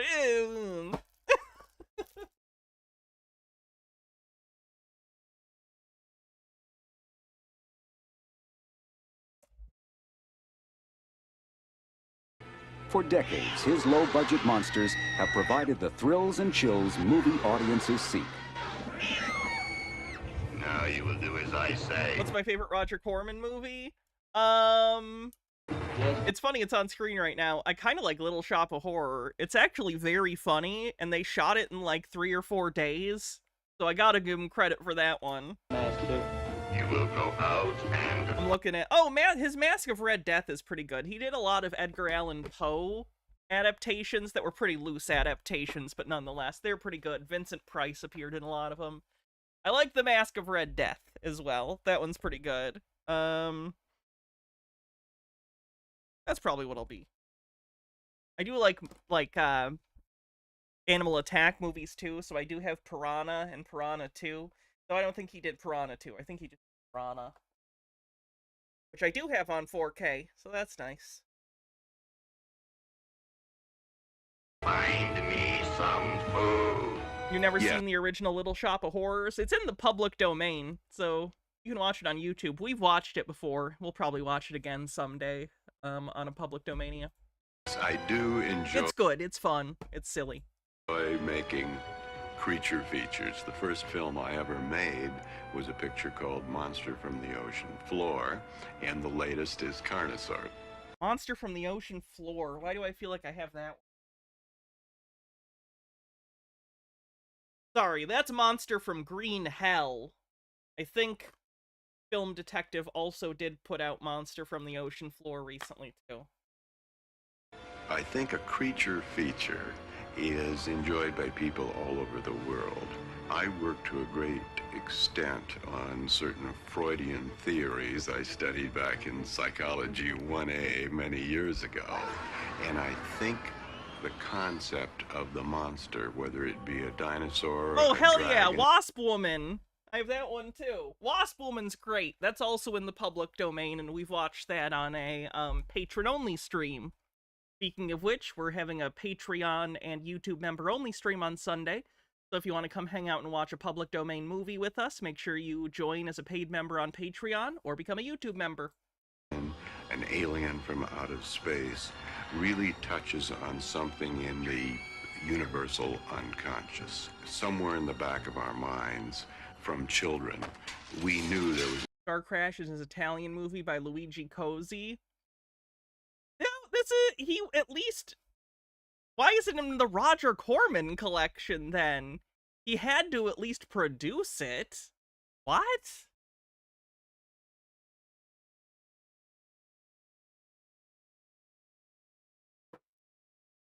he just a producer on that one, then? Because I know he did a lot of producing, too. He didn't direct most of the movies he was involved in. He may have distributed it in the US. Maybe. Hold on, let me look. Control F. Rod. It's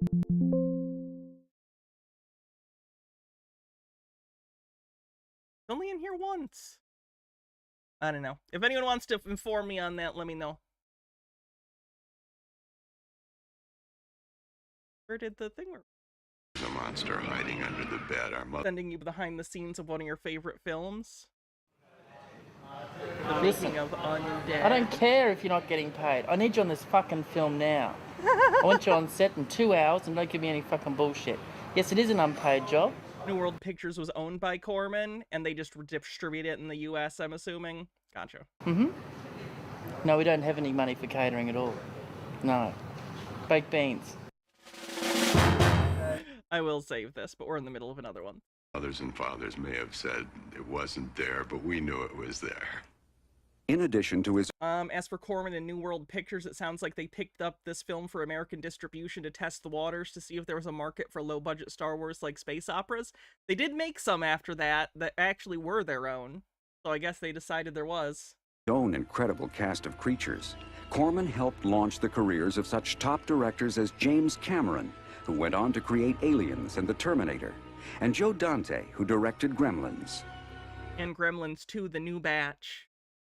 The important one. For the Carnosaur creatures, Corman turned to a former head of his makeup effects department. This is all going to come off, so we need a serration right around here, a nice big wrinkle that cuts all the way through that. John Carl Buechler worked on such low-budget Corman features as Forbidden World, The Sorceress, and Deathstalker. He went on to create creatures for numerous other horror films. Oh, hell yeah! It's the fucking, they went to college. It's the goddamn Ghoulies. It's the fucking Ghoulies. There's really few things that are more satisfying than evolving a creature, like from the toenails up. You figure out what it should look like, how it should walk, how it should roll its eyes, how it should breathe. All these things are taken into consideration when you're creating a character for the screen. At his shop, Magical Media Industries, John has assembled the kind of diverse effects crew needed to bring a mechanical creature to life. Artists, sculptors, electricians, painters, mechanics. He has also brought in a paleontologist to work with his artists on the design of the movie's dinosaurs. Are you sure? Because it looks like you guys just watched Jurassic Park. For those that don't know, Roger Corman, as much as I love the guy, was not shy in ripping off big-budget movies. Quite the opposite. He very much would see a trend and something that's popular and go, all right, let's do that, but cheaper. You don't have to pretend. You don't have to pretend he didn't just rip off Jurassic Park. It's fine. I don't care. Did it really come out before Jurassic Park? Was it like a year before? Because that's fucking insane. Dinosaurs, Let me look. especially the Tyrannosaurus Rex that has the starring role. Based on these illustrations, models are sculpted from Roma plastilina, a malleable oil-based clay. Oh, it was a few months. So it's still a ripoff, but it's a ripoff that they started after the production of Jurassic Park was already a thing. Will be would be my guess, which happens sometimes. taken of it. Think like Asylum. You know, the Asylum? They produce movies that are ripoffs of movies that are currently coming out, and sometimes they come out slightly before. I will take it to Roger Corman first thing in the morning, and he will approve and or give notes for changes. Designing a believable dinosaur is one Bugs Life and Ants. Some of that has to do with bad blood between Katzenberg and Disney, but effectively. thing. Building it with a range of movement, especially on a limited budget, is a much greater challenge. From the approved design, John and his team will first begin work on a miniature animatronic version of the T-Rex. We're also creating a full-scale Tyrannosaurus Rex, which has a pretty good range of movement, at least from the torso up. John and his crew have just 10 weeks, an incredibly short amount of time, to build both the miniature and full-scale Carnosaurs. That is kind of fucking insane. They will I don't spend- know how they expected them to do it. They did. I've seen the movie, but... The first 7 weeks on the more articulate miniature version. The first step is to create molds made from a hard-setting gypsum cement called UltraCal 30. Often you design a mold in various pieces. You don't want the model to lock inside. Why did they make a sequel to Twister? Money? Mold. Money. Castings of the dinosaur's skin made from foam latex will emerge from these molds. Additionally, silicone molds are used to cast teeth and gum areas, which are mixed from dental acrylic and the compound from which dentures are crafted. And, well, let's... See those cups? Goddamn. Acrylic and the compound from which dentures are crafted. That's a nostalgic-ass cup. Look at that. And, well, let's take a look. We have our white Oh! teeth. That came out nice! Plastic understructures, which give the creature its basic shape and to which the mechanics will be attached, are also cast. You'll get up at the shoulder point. You'll get rotation at the shoulder point. The elbow will move up and down, and the wrist will rotate thusly. So basically, when all cables are moving together, we get a nice range of movement. Right. And John Crawford Which is movie is this? They're working on Carnosaur? Carnosaur's Roger Corman movie? chief mechanical engineer. He will combine cable and radio-controlled mechanisms to create an interior system of pivots and pulleys, which will articulate the creature. And the head action is controlled by 4 cables that run inside of the neck right here. They attach here, here, and the bottom. So when you pull on those cables, they draw the head either to the side or up or down.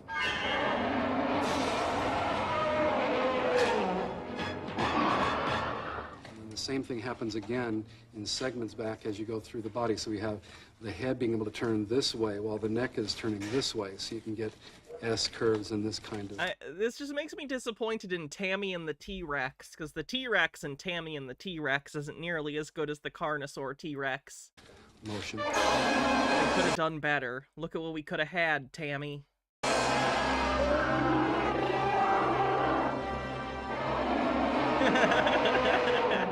Six tiny servos, motor mechanisms operated by radio control, are placed inside Carnosaur's head to provide facial movements. We have an eye blink. The T-Rex from Tammy and the T-Rex was just a science museum robot, and you could tell it was constantly on this base that was clearly, it was like stationary and stuck to. So bad. We have the brow that goes up and down. The lips curl in the front, and they curl on the sides as well. But John Buechler's goal is to create much more than a complex mechanical creature. I prefer to think of the creatures that I create as characters.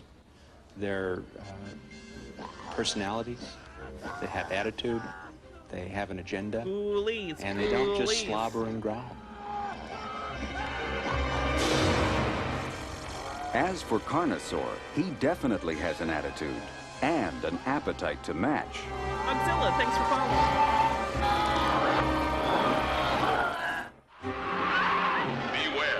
Oh, the creature... What the fuck? Is this the creature from the deep? Shit, I've almost watched this with you guys because it's public domain. The creature from the haunted sea. You'll probably recognize that creature because it makes a brief appearance in the opening theme song to Malcolm in the Middle. While Roger Corman has mastered the art of creature creation on a low budget, special effects wizards have been building big-budget mechanical monsters since the beginning of film. As early as 1907... Look at that fucking vulture steal that baby! Edwin S. Porter... Good for him. That's tough. ...commissioned this bird of prey for The Eagle's Nest. Created by set builder and artist Richard Murphy. I've been so into silent film lately. I just at nighttime, Baha sometimes has to go to bed before I do because she works earlier in the morning. So when that happens, I'll just turn all the lights off and watch an old silent film. A good vibe. The demonic eagle, manipulated by piano wire, fought actor D.W. Griffith on a studio cliff. Oh no! Griffith infamously made one of the most racist films of all time. Quite remembered. Birth of a Nation.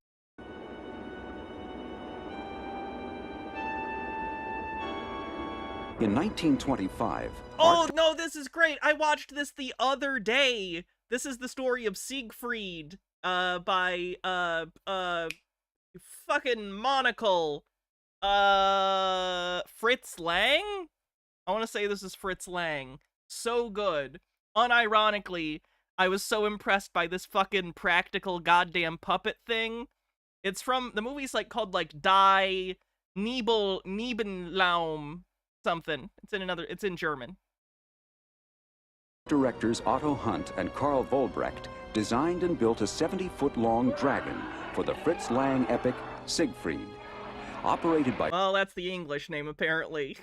17 technicians, some concealed inside the body, the dragon was able to move its tail and head, breathe fire, and when wounded by Siegfried's sword, even bleed. Yeah. Really good stuff. I have the Kino Lorber restoration of this, because I have a whole Fritz Lang set that's like all of his silent films. Great set. If you can get your hands on it, I would highly recommend it. It has everything from spiders all the way to the end of his silent career. So like right before M. Really, really, really great stuff in there.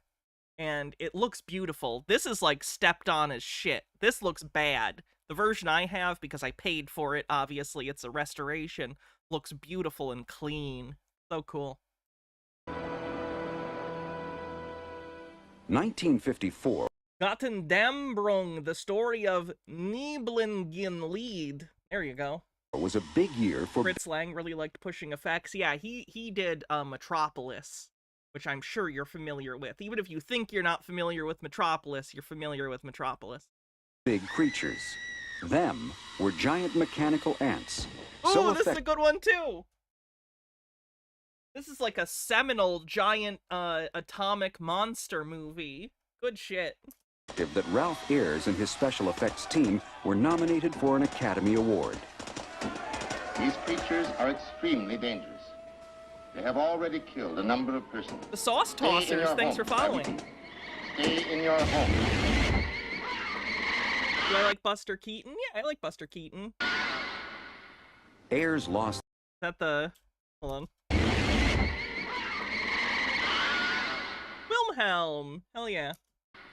Ayers lost the Oscar to... You watched that on your stream yesterday? Nice. One sec. I will follow you. If you watch movies and stuff, that seems up my alley. You have a new follower. Success. 20,000 Leagues Under the Sea, thanks in part to one of the biggest screen creatures ever made. Robert Matty, longtime head of Disney's mechanical effects department, designed and built the 2-ton squid. It took 30 men to operate the 40-foot-long tentacles. With hydraulics, when all you really need is a nice elderly Bela Lugosi flopping around in a puddle. I'm telling you, wasting money.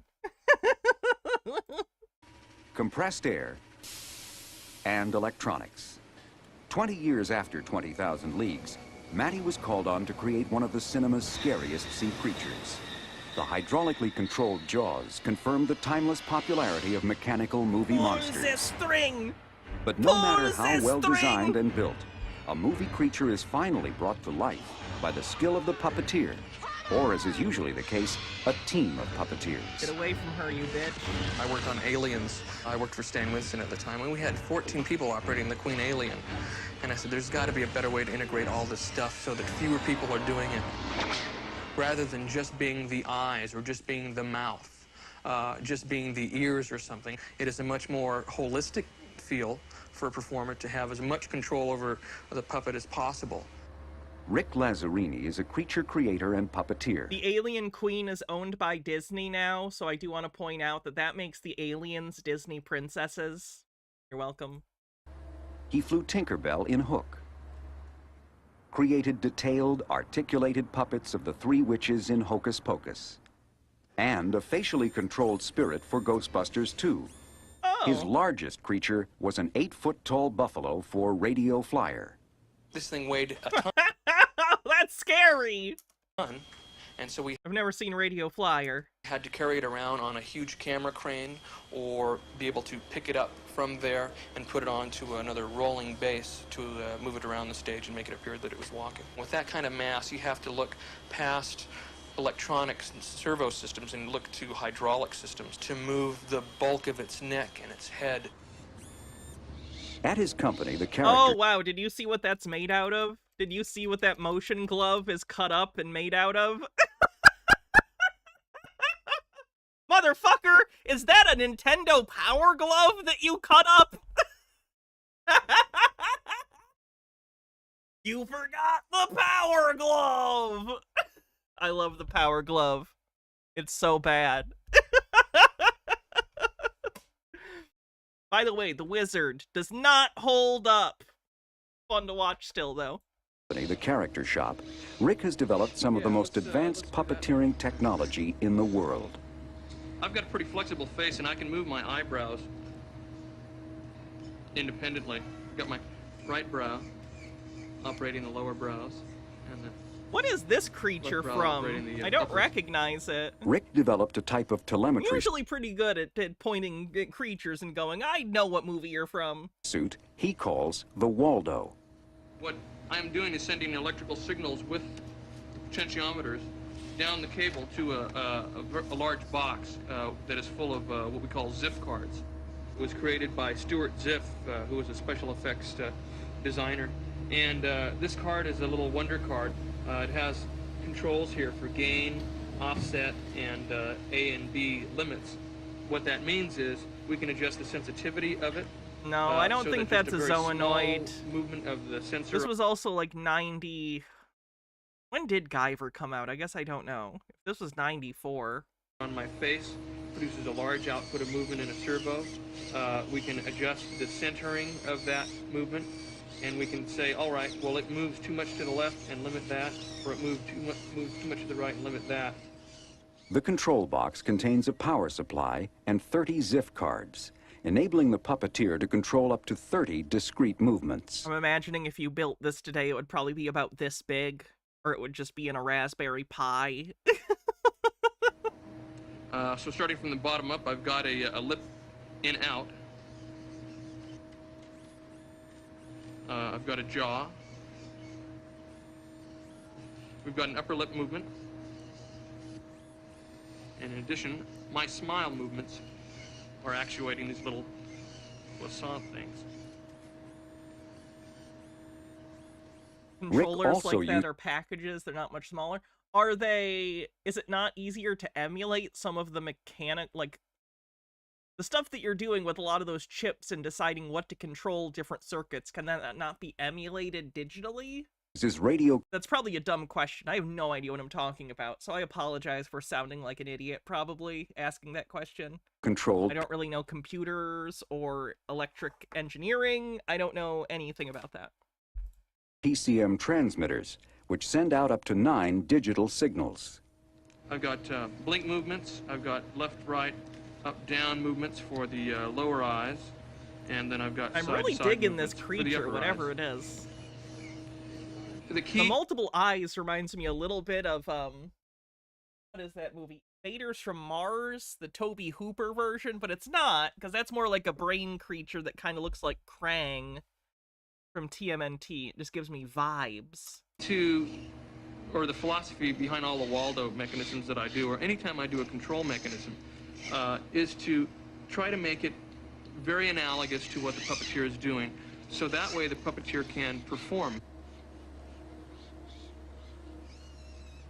The puppeteer's performance is the final link in a chain that started with the creature creator's imagination and continued with the skilled work of artists and technicians.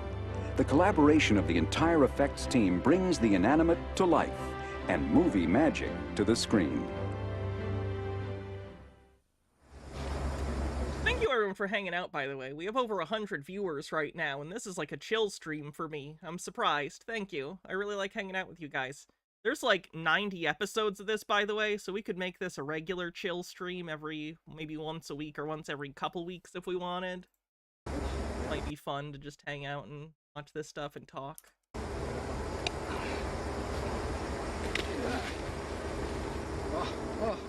It works.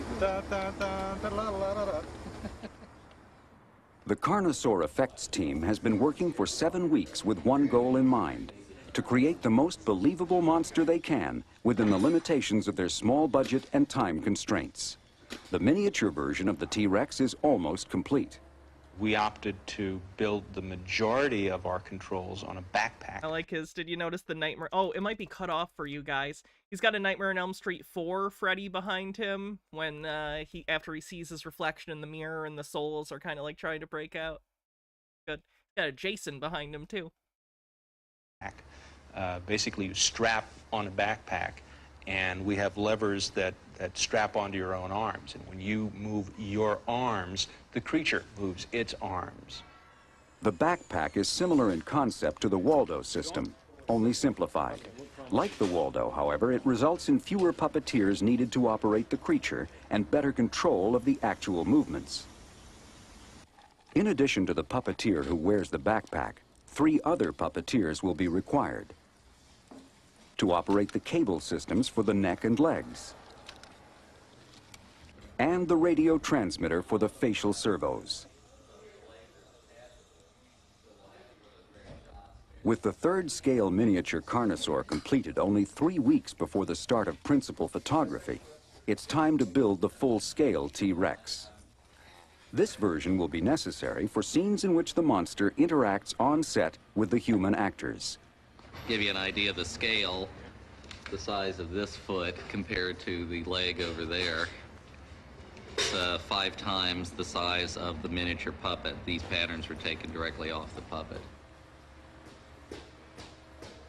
John has decided not to construct the larger T-Rex using the standard mold and cast process. So he and technician Ken Hall researched new materials for this job. They found what they were looking for in L200, a very light polyurethane foam used in the aerospace industry.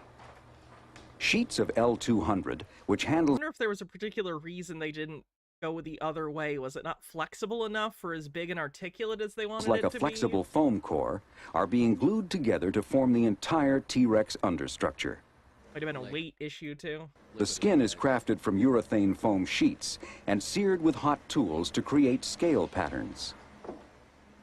I think it I looks... cannot even imagine the Sisyphean task of sitting down and knowing you have to make about 10,000 little scale designs on this thing, and you just gotta sit there for hours and just... Ugh.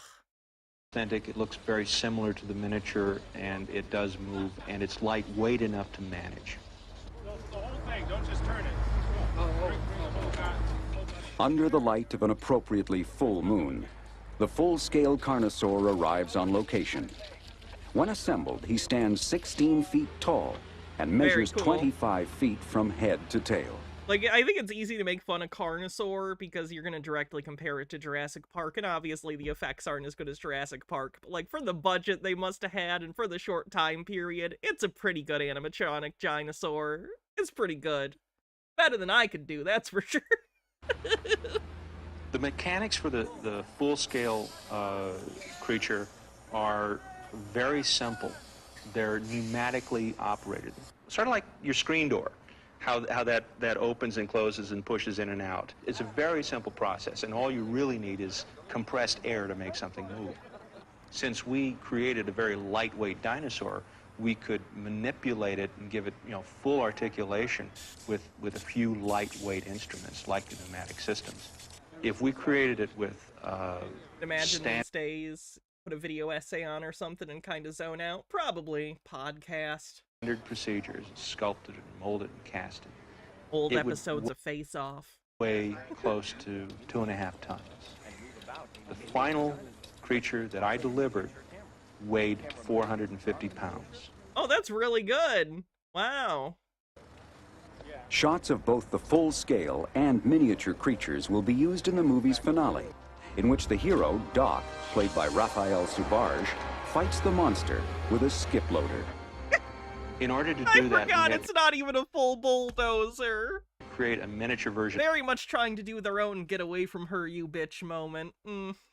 Toreador says Hannah rolls the TV card out and puts on behind the scenes. Of Doc, the skip loader, and the Tyrannosaur, they could fight. But in order to put Doc into the scenes with the Tyrannosaur and to give ourselves a very good sense of scope excuse you, and it's geography, a Carnosaur? we created the full-size Tyrannosaur to interact. In the title, sir. Round mark, A and D. Action! John Crawford and an assistant operate the valve-controlled pneumatics, providing Carnosaur's head and upper torso movements. Unfortunately, there is no textbook to give you a recipe on how to make dinosaurs fight on a low-budget movie and not make it look that low budget. See, back in the day, it was easy. You just get a Komodo dragon and some other kind of lizard, and you paint them, and you tape a fin to them, and you let them kill each other on camera. That's how we did it in the 1920s, and audiences loved it. Toreador says, Altered Undying says, when I was a kid, my family competed in float competitions, so my family built so many sets. Fun. You have to pull out all the tricks and all your imagination to try to create the illusion of what the script indicates. A big part of that illusion is shooting in miniature, having the more articulated small version of Carnosaur do most of the fighting. This scene, for example, begins with the miniature, cuts to a shot of the full size in order to establish relationship with the actor, and then switches back to the miniature. The biggest challenge is making the miniature and full-size Carnosaurs appear as one. There are certain things that you can do. I mean, the configuration is identical, the paint jobs are identical, but you may have a wrinkling system that's slightly different or a scale pattern that's slightly different. But the concept of the show was to be a horror film as opposed to a travelogue. and you're going to see these things darting out of shadows and leaping and biting. I think with that approach, Pissed off the Carnosaur by shooting its eggs. Don't do that. the difference between the full scale and the miniature is minimal. You really get back to the rudimentary elements of how filmmaking... It doesn't matter that it's not the Carnosaur. They titled the movie Carnosaur, and it's the main dinosaur, so it's gonna get called Carnosaur. began. Doesn't matter. How They can made their bed. we create the illusion? We are not creating genetically engineered creatures. We are creating the illusion of a large dinosaur that can do these things. Yeah, that's just what you'd say if And you made a real in many dinosaur. ways, the challenge of a limited budget makes you function in a very creative way so that you can translate as much as you can into entertainment.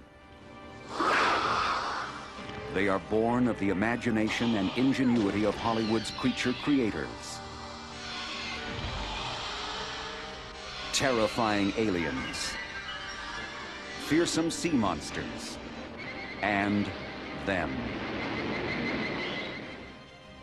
In the beginning, I will say, by the way, if you're looking to check out like a 1950s atomic monster movie, Them is actually pretty good.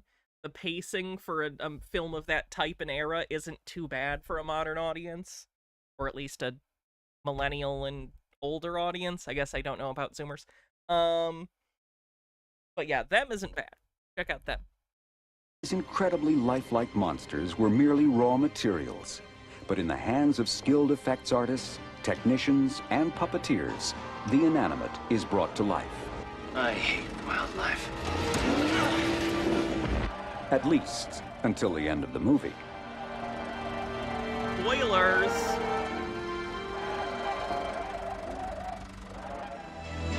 That is sort of the downfall of any dinosaur movie, is they're animals. At the end of the day, a bullet would kill them. Oh, okay. I'm gonna use the bathroom real quick, and then we're gonna come back and do the episode on miniature pyrotechnics. I like miniatures and things that explode, so that's fun. While I'm gone, Chair will tell you all about,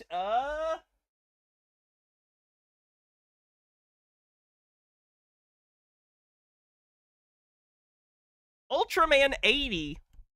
Ultraman 80. By the cover, by the way, you'd think, oh wow, do they have a lady Ultra? Not till the second to last episode. All right, be right back.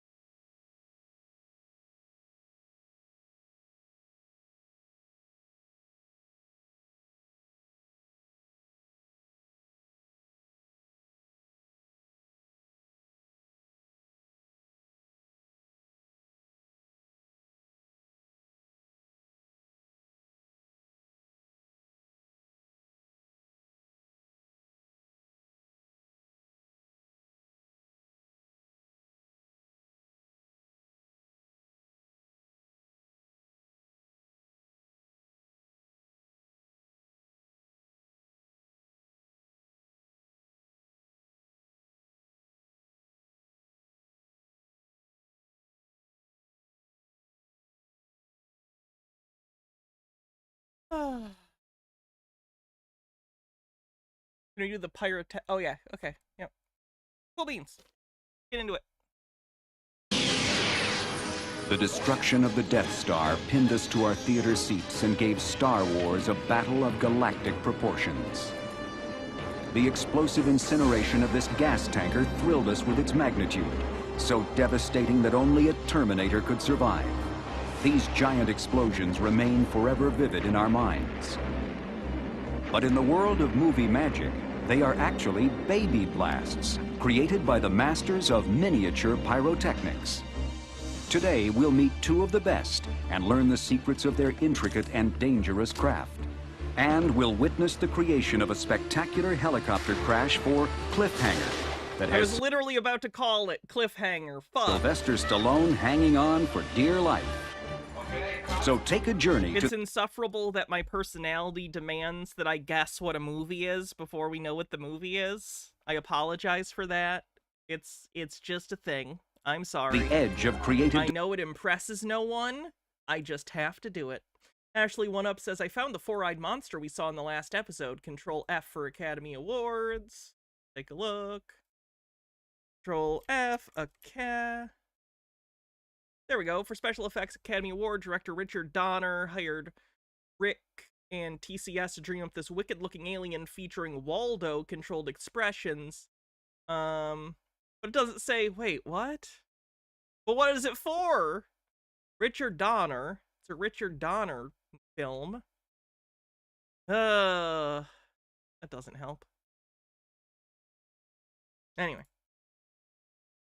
Destruction to the world of miniature pyrotechnics. Oh, it was like literally a commercial for the Academy Award. I see. I understand. That's pretty cool. Where the smallest blast will blow... Donner did Superman and Lethal Weapon. He did a ton of the original Twilight Zone, too. Like, he was the one that did 50,000 Hair at 50,000 Feet, amongst other really famous episodes of the Twilight Zone. You away on Movie Magic. Yeah, this is movie magic. And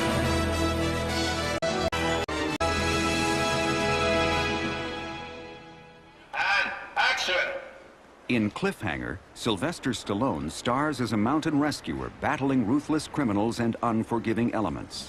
That's one of the things I like about this show. So many behind-the-scenes stuff just do, like, the biggest movies, and certainly they've talked about Star Wars a few times. But this seems to also get a lot of behind-the-scenes on movies that were just contemporarily coming out. So you get, like, let's be generous and call it a cult hit, Cliffhanger. No one talks about Cliffhanger. But now we're gonna do a behind-the-scenes on fucking Cliffhanger. Awesome.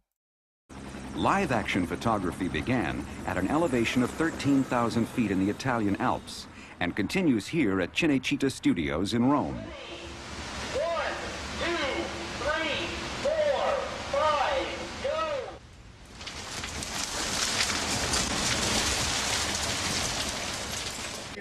At the helm is the director of Die Hard 2, Rennie Harlan.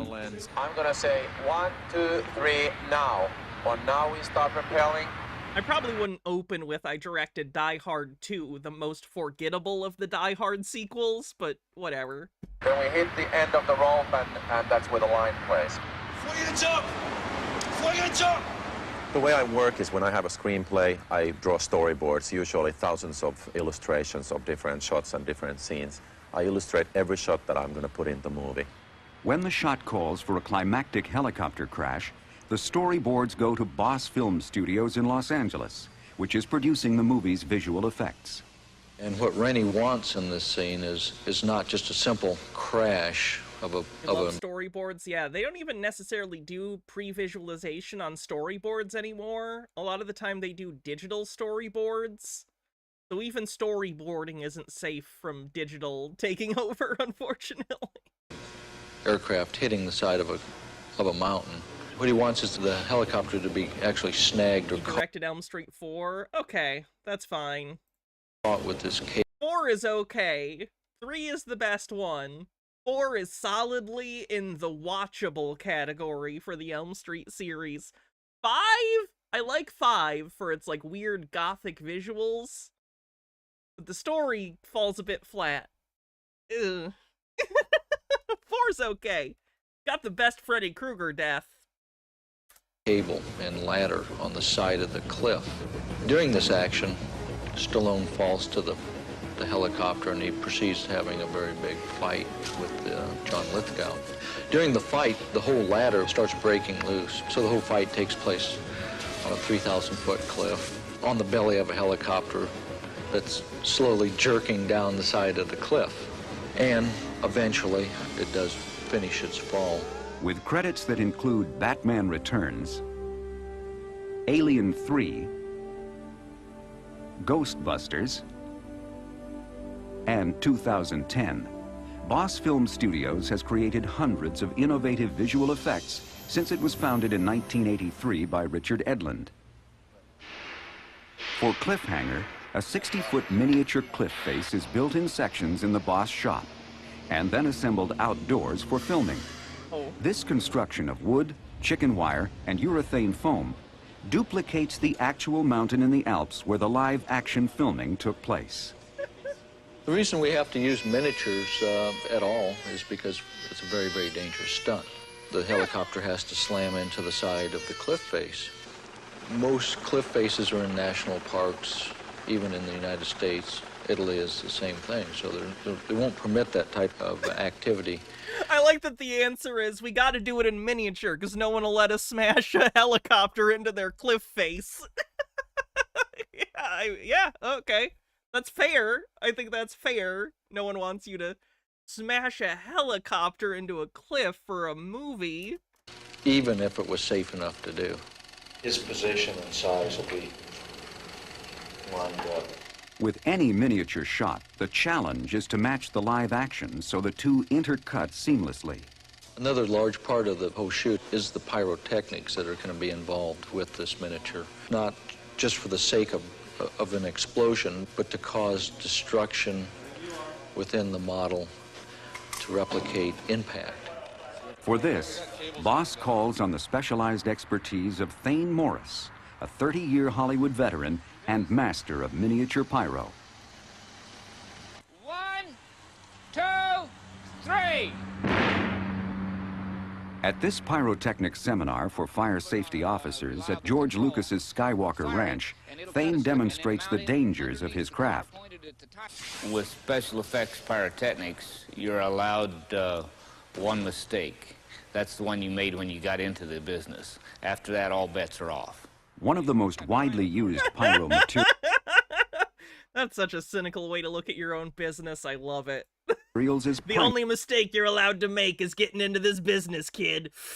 Get the fuck out of here while you got all your fingers. These are the only ones I got left. Primacord, a wire-like explosive that burns at 22,000 feet per second. Primacord is used. Seems bad to do on dry grass. I assume he knows what he's doing. For breaking apart. I'm gonna trust this man. Things that you can't normally break apart. Thane has a degree in chemistry and holds a first-class pyrotechnics license from the California State Fire Marshal's Office. He is also president of MP Associates, one of the premier manufacturers of pyrotechnic products for the entertainment industry. While Thane has created many full-scale explosions, his smallest blasts, such as this work on Die Hard, have drawn the biggest acclaim. Anybody can go out and blow up a car fairly well. With miniatures, you have to use timing, many small explosions, and... It looks a little bit like J.J. Bittenbinder. Amber says, Hannah, this stream is triggering a core memory for us. We used to have to get up early because our disability made getting ready for school take a little while. Anyway, we'd put on the Discovery Kids channel and watch two shows we were obsessed with. They were old because they didn't want to run the good stuff that early. Truth or Scare and Strange Days at Blake Halsey High. Thought you might like to hear that. I loved both of those shows. Michelle Trachtenberg hosted Truth or Scare, and she died recently, which sucks. Alton Undying says, I'm reminded that the fall guy, as a joke on the stunt team, the director put in that the main character broke the record for the number of times a car turns in a cannon roll. So they did. And therefore, it becomes more technically difficult. The helicopter crash in Cliffhanger will put Thane's knowledge and experience to the test. In the Boss model shop, Pat McClung and his crew are putting finishing touches on 4 1/6 scale models of the Huey Air Rescue helicopter. These are exact replicas of the chopper used in the live-action shots in Italy. One of the models is readied for a camera test to determine the optimum film speed. We don't know what it's going to do yet, but it has to end up coming off the cliff face, and it's been snagged by the cable. It stalls and just falls. But when it falls, it has to end up upside down and flat against the cliff like that up there. Is everybody set? Okay, go ahead and start it off.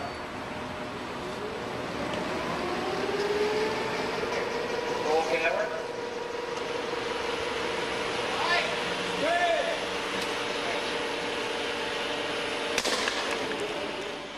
The goal is to make the scale model look full size, creating the illusion of greater mass and density.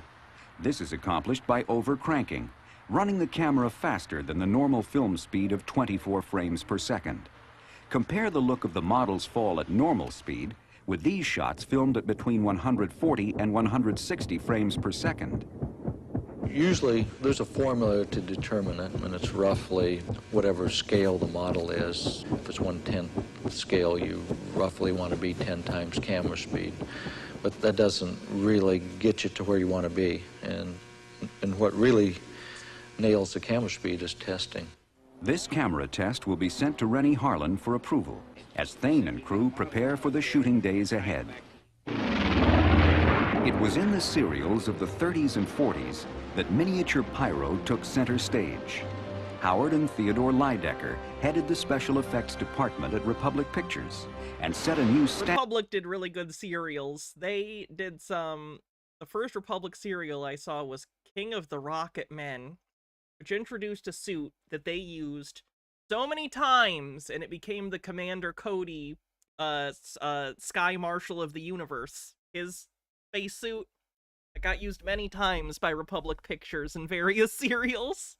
Standard for miniature explosions, fires, and crashes. Look out!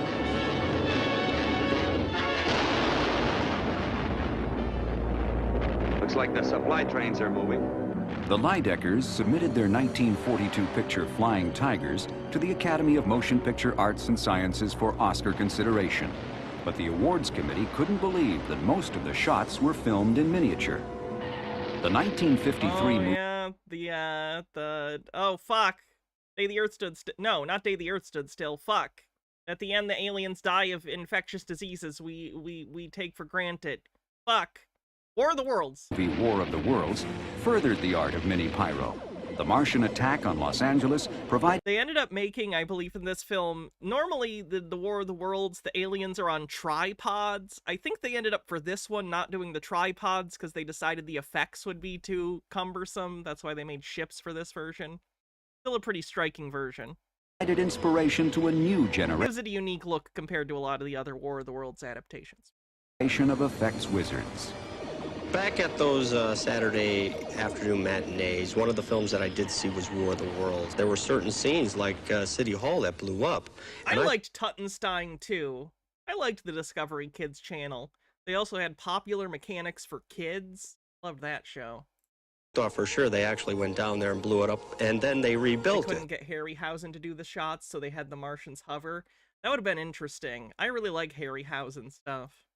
That influence was the greatest, probably, of my entire career. Eventually, the day came when I lived out my childhood I fantasy. have my Harryhausen set. I might have put my Harryhausen set in the other room with my kaiju stuff. Only kind of in terms of a good place to put it, but I don't know where else to put it. Yeah, it's in my other room with the kaiju stuff. Of creating my own take of the War of the Worlds. This was when I did all the miniature pyrotechnics for a future war sequence in Terminator 2, Jim Cameron's film. Today, Joe Viscoso is a master of miniature pyro, with credits on several blockbusters. But his start came on a low-budget feature called Flash Gordon. They needed somebody to blow up the castle for the ending of the film. I said I had to get charges small enough to make it look big. And one of the things that caught my mind were these little plastic containers that you find in the gumball machines. They have the prizes inside. It was a perfect size for that kind of model. The castle explosion turned out so well that Joe soon got another I have, of course, the famous Flash Gordon film. I also have Old Flash Gordon. This is 9 hours of Flash Gordon from back in the day. This is Flash Gordon Conquers the Universe and the Flash Gordon TV series from 1954. And then I don't know if people remember this. You remember in like 2000, what year was this? Probably says on here. You remember in 2007 when the Sci-Fi Channel tried to do a Flash Gordon show? I have that too. There's a lot of Flash Gordon shit. Miniature pyro job, this time on a movie called Star Wars. While not having ever seen an explosion in outer space, I just had to start thinking about what is zero gravity and what would happen if an explosion went off in space. I think it would go everywhere. So It's incorrect, but it does make for flashy effects. started testing, and this is when I came up with the zero gravity The good thing effects people don't know physics. explosion process. This is where one puts the camera on the floor, shooting straight up at the ceiling. In between the ceiling and the camera, we have the charge itself. When that charge goes off, it will be coming down and Support the rule of cool in movies? Same. raining evenly over the camera, so it'll look like you're going through the explosion. When I went to see this film for the first time with an audience, it was at the Grauman's Chinese Theater. When the Death Star went off, I'll never forget the people applauding and screaming, and I thought to myself, this is taking me back to my old days at the Saturday afternoon matinees. During the production of The Empire Strikes Back, Joe worked with pyro expert Thane Morris. Together and apart, these two specialists have developed miniature pyrotechnics into a fine art. Thane's current challenge is the multi-step helicopter crash for Cliffhanger. In looking at the cut that they just showed us, this whole thing shattering, we have this jagged, we're taking out it's in about half of here. it into a, into a big I'm willing to accept ordnance and power systems exploding Toreador. However, can you explain the noise it makes in the vacuum of space? Why does it make noise that everyone can hear? chunk like this. Hopefully, by the time it's in the wire, that's what you'll get. Thane has rigged the model with 8 inches of fine-grained primacord to cut the tail off, a smoke bomb to indicate the engine has caught fire, Smoke bomb! and a series of mortars, small charges placed in metal tubes, to blow out the front windows. A timing device in the model starts the sequence by igniting the smoke bomb. 3 seconds later, a device known as a Green guy with the $3 tip says, Hannah, you must be the coolest girl in the room right now. I'm the only person in the room, so yeah. pelican hook releases the helicopter into its fall toward the cliff, at the same time activating an impact-sensitive switch. When the chopper hits the cliff, the switch triggers the primacord and mortars. We trip, we're fired. We're trying to get 2 shots at once, and we have a straight down view, the chopper coming in, hitting the wall, and at the same time we're around to the front, seeing the wall and the helicopter slamming in. Vibrations of the exploding metals create an EMF that resonates with the hulls of the listening ships. The vibration excites the air inside, thereby creating sound. I'm gonna go no on that. That's not good enough techno-babble for me. Both of them are high speed, they're around 150 frames a second. By knowing the frame rate that Neil shoots at, then I time the explosions so that they bang, bang, bang off, so that it looks like a continuous explosion. There's a hypothesis the sensor systems on their ships generate sound as a heads up. That implies that you could change the sound, and I'm gonna make it make cartoon sound effects. So if a TIE fighter explodes next to me, I want it to comically go boing! Has set off literally thousands of miniature explosions, but it's never routine.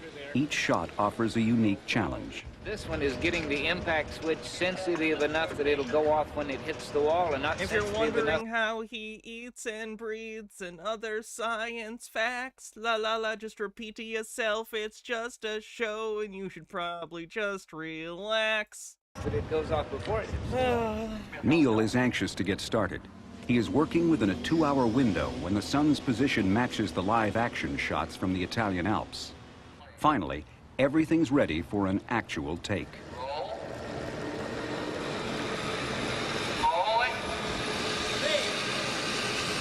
Action!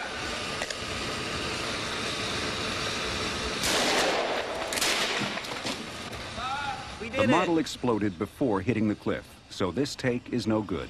Oh, we didn't do it. Never mind. One release? Yeah. So we got one of those. Yeah.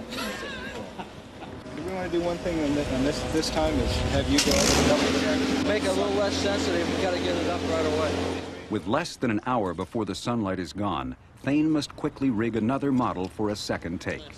When a director or producer asks me how many takes it's going to take to get a shot, the answer is always a minimum of 3. 1 to get rid of the mistakes, 1 for the camera, and 1 just for insurance. Go ahead and start it. And roll. Action.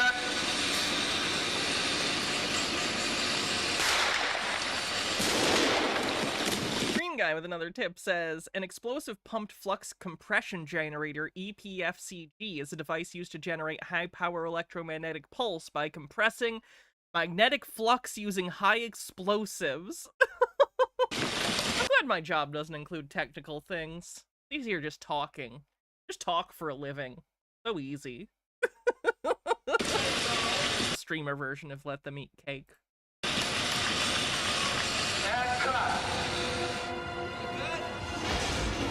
The consensus is this take will work. I mean, yeah, looks fine in the movie. The effects crew needs one more shot, but since the sun has moved off the set, they must postpone this most important explosion until tomorrow. Many of Hollywood's most unforgettable blasts have been created by miniature pyrotechnics. Explosions too costly to film full scale, or as with this gas tanker in the Terminator, simply too dangerous. Originally, they were going to blow up a full-size tanker truck, but unfortunately, they were shooting in front of a police armory downtown where they keep the helicopters and all the ammunition and what have you. Not surprisingly, the necessary permits were not granted, so the shot had to be done in miniature. I like that they did apply for the permits. They tried. They tried to explode a full tanker truck in front of an armory. Damn government bureaucrats. Miles, thanks for a $10 super chat, says, thank you, Hannah, for providing some comfortainment as I recover from getting my infected tooth pulled. No problem. Thanks for the super chat, and I'm glad that you're enjoying this. Sure. Jim Cameron contacted Fantasy 2 in Burbank, California to construct... By the way, if anyone wants to continue watching this show after I'm done today, there is a full playlist, and here is a link. Here's a link. Is this going to go to the full playlist? Hold on. Do I have to share the specific thing? I think this will probably go to the playlist as a whole. So here's a link if you would like to continue watching after I'm done today. Though I do plan on doing this again in the future, so if you'd rather wait and watch with me and everyone else, make... 2 7-foot-long, 1.5-foot-high tanker trucks. I've placed 42 separate charges in the tanker truck itself, a little detonation cord, and about 3 gallons of gasoline total. There are a lot of variables to be considered. The scale of the miniature, what the miniature is made out of, the speed of the film that is going through the camera, the size of the charges, how the charges are wrapped, and what kind of chemicals are being used. What it all really comes down to, though, is that every shot is different and a new set of problems have to be solved. For this explosion, Joe timed the charges to go off in 3/4 of a second, starting from the back of the tanker truck and moving forward. 3 cameras were rolling, all at 120 frames per second. I think that if Howard and Theodore Lydecker were around today, I think a shot like that would make them smile. At Boss Film Studios, Thane Morris hopes to create another unforgettable explosion, this time for the movie Cliffhanger. Timing is probably the most important single factor in miniature pyrotechnics. You need to have a pretty good knowledge of electronics, probably a better knowledge of electronics than you do explosives. Main power switch is in this mess here. You turn a switch on, that allows the power to the points. When the points are opened, it starts this clock counting. It counts a half a second, which is about 1/4 of the way down the cliff, and that gets it away from the camera, so it won't explode in the camera's face. When the chopper hits the ground, a shock switch mounted to the model will trip. This triggers an electrical match, which lights the main fireball generator made up of 1.5 pounds of benzyl peroxide. A tenth of a second later, 40 feet of primer cord laced around the interior of the helicopter will ignite and cut the body apart. The benzyl peroxide bomb will make a gasoline-like orange and black fireball about 14 feet in diameter and 25 feet tall. 15 minutes. Yes. I appreciate the precise measurements. Like, I understand that, of course, they do. They have to measure that and know this much, you know, chemical is going to create an explosion this big for safety reasons. But holy shit, imagine your job is just doing math to figure out how big of a fireball you're making today. Hook it up, turn on the switch, and get out. Yes, that's why I asked for the wall at 3 o'clock. Actor John Lithgow is visiting the set today. I know him. He plays the supervillain in Not literally. I know of him. Cliffhanger, and his character is piloting the doomed helicopter. Oh, does he get Lithgow to see the little miniature of himself? is naturally curious about how the explosive scene will look on film. Vinny says, thanks for following.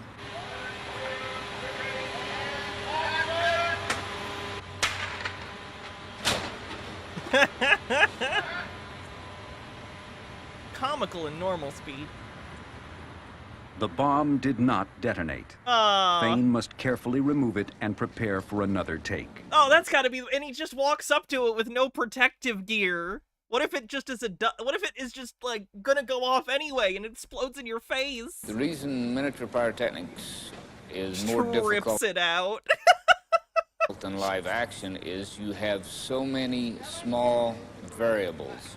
You have a whole bunch of devices in the little helicopter that have to work exactly correctly. One step in this chain goes bad, and you've got to retake. Wait to give us a helicopter sign when we're going. John, we'll count 1, 2, 3. It's pyro, not a bomb. I don't know if you know this. Fire is not fun to be engulfed in. And Jeff is gonna let it go.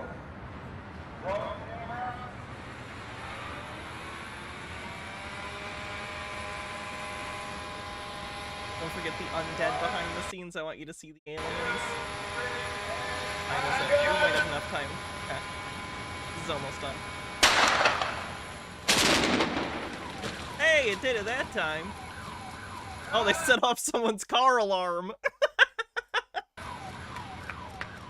When you have a really complicated shot and you've spent days... It set off someone's car alarm and someone's trying to tell me it wouldn't be dangerous for it to go off right next to you. Come on. That's a shockwave. It set off a fucking car alarm. Just saying. He's fighting the gremlins, and you finally got them all whipped, and it works. Yeah, I did hear, Ashley. Works well. It feels really nice to know that you finally managed to beat all of the physical science laws and get the thing. Nerdy says, my favorite BTS thing behind the scenes, not the same as this admittedly, the Mina's Tirith set on the third LOTOR movie accidentally ended up with a rat catcher shop because one of the set designers saw a vague scribble on concept art and decided that's what it was. Safe to say the concept artist was surprised when he saw it. To work. I guess I don't get it. I don't watch. I've only seen the first Lord of the Rings once. In one of his more difficult rows. This was a stretch for him, but he pulled it off.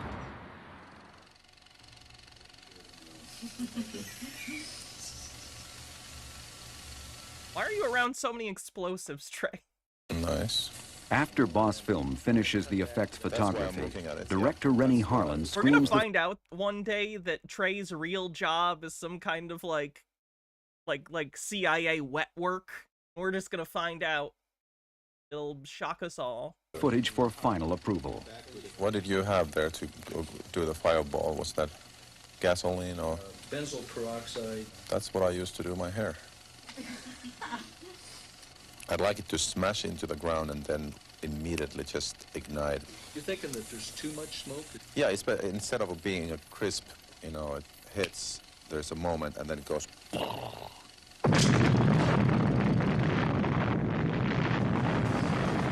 I see, Nerdy. Okay. In any film, the whole is greater than the sum of the parts.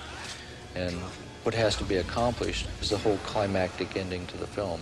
It's combining many elements shot over months in many locations. It's insert photography that was done on the stage in Rome. It's second unit pieces done on the cliff face in the Italian Alps. It's our miniature.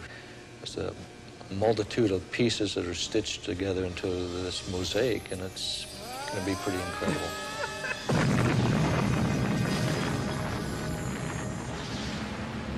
More than half a century ago, the Lydecker brothers refined the explosive secret of miniature movie magic. Today, the art of mini pyro is being propelled to new heights by modern-day masters like Thane Morris, Joe Viscoso, and the effects wizards at Boss Film Studios. So when the theater lights dim and the projector rolls, sit back and enjoy the thrill of bigger, better, and Die Hard villain Rickman or Irons? Rickman. It's not even close. And Jeremy Irons is fine in Die Hard with a Vengeance. It's one of the okay sequels of Die Hard, though none of them are great. But Rickman is iconic. That's one of the best villain performances of all time, as far as I'm concerned. bolder baby blasts. I'm out of here. Here we go, and camera's rolling. And 3, 2, 1, bang. Oh, that's a hell of a squib. Jesus Christ. Okay, thanks, man.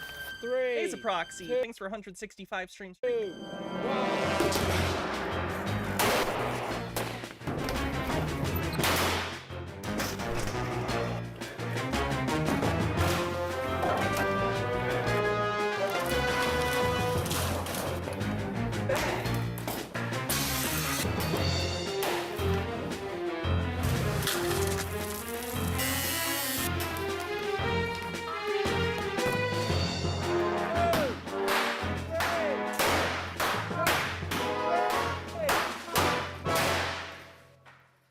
Through a lot of fucking little explosives and squibs in this movie. Yeah, growing up. Mesa Proxy, thanks for 165 stream streaks, says I have nothing more to say other than 8:35 to go. We saw just about every $1 weekly video in the horror section, and thought maybe we could make a film that would end up on that shelf. We'd worked together before on a trilogy of short zombie films years and years ago. In 1994, we made a trilogy called Attack of the Undead, Rampage of the Undead, and Massacre of the Undead, and they were kind of the basis of the feature film. So I sort of knew how they worked. I knew that they were fans of special effects. The intention with Undead was to try to make a horror movie that was more of a throwback to the traditional type of horror films that we loved as kids. I suppose when you make any type of film, whether it's low budget or big budget, you know, it's always going to be difficult. But when you're making a low budget film to look like a big budget production, it kind of requires an enormous amount of effort. When I first read it, I just remember thinking, this is pretty ambitious. I thought, gee, this looks really big. I mean, this is their first film, and how are they going to do half these shots? Like, how the hell are they going to do some of these effects? We pretty much committed 2.5 years of our lives to this project, and that's every day, sometimes 18-hour days, 7 days a week. Peter and Michael come to me with a low-budget film, and I think, yeah, great, that'll be quite easy. But then turn around and look at it, and there's 11 interior sets. Nearly every interior scene that was shot, we pretty much had to build. When I first got the script, I was a little bit overwhelmed because I wasn't exactly sure on how we're going to be able to do that much stuff on such a limited budget. Our budget ran out on the halfway through day one, so we were pretty much left with nothing. We had to try and find all the props, dressings, flats, everything from scratch. We got paint for free after begging for it endlessly. We pulled Did you literally go to a paint store? Please Things give for- us paint. We're making a movie. far and wide, under houses, out of bins. The only way you're ever going to be able to make a film like this with the budget that we had is you get a group of people together that that are incredibly enthusiastic and are as excited about the project as Michael and I were.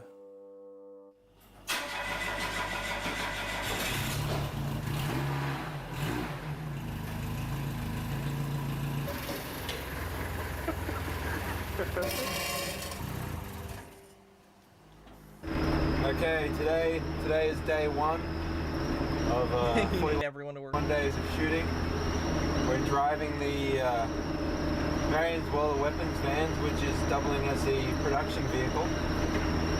Doesn't sound too good at the moment. Hopefully it'll survive the shoot. The first week of production was staged in a warehouse. It was all set inside Marion's house. We You know where the aliens thing is in Pretty here? I much. know that's what you wanted me to see from this. fungi. It's like 30 minutes long. I didn't want to watch the whole thing necessarily because I've never seen the movie, so I don't really know as much about it for the behind-the-scenes stuff. No, one of them was black and one of them was silver, and they both had to be the same color. So the other one got painted silver, had the silver frosting over the top of it. And come shooting, I'm firing away, and all this paint is just chipping off and flying into my face, and it was impossible not to blink.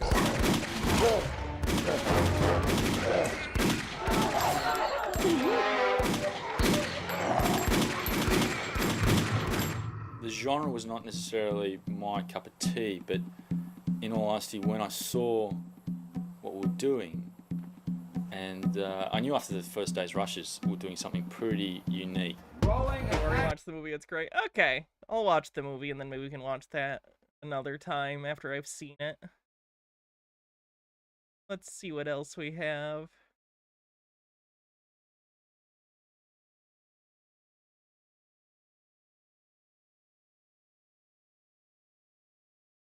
We have time for, I think, one more episode of Movie Magic.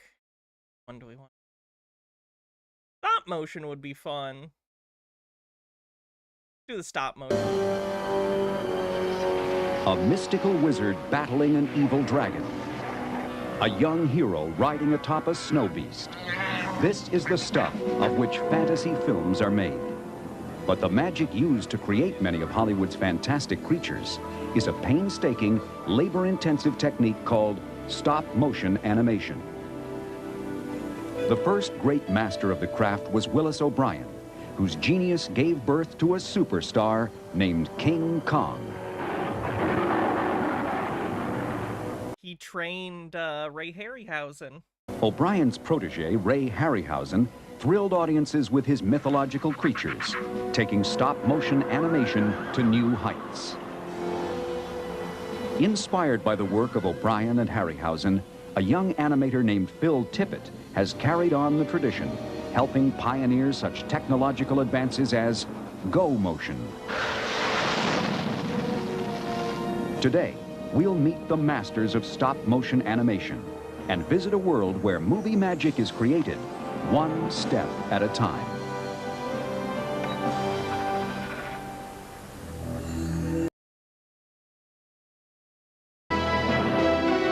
Another movie art that's been mostly murdered by digital effects, unfortunately.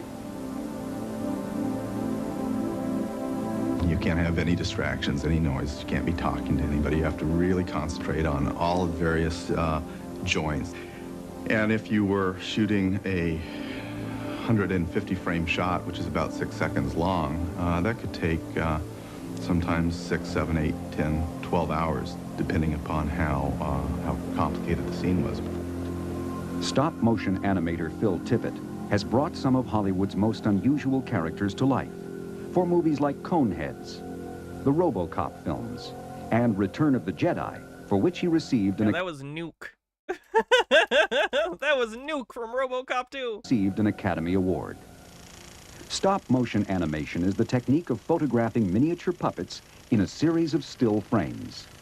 When projected at the standard film speed of Paul 24... Bass was a maestro of movie intros and fonts. He was, and he also... He directed one film, Saul Bass, and it was Phase 4, which is a science fiction film from, I believe, the 70s that's about ants becoming intelligent and what they begin to do once they become intelligent.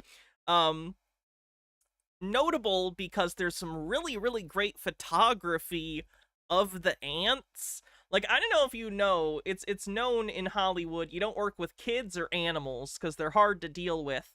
Think how hard it is to deal with a dog or a cat and get them to do what you want them to do on film.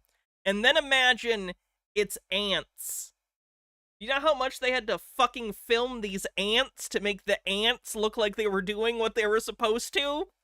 You basically just have to put food trails out and hope they want it. And then just film a lot.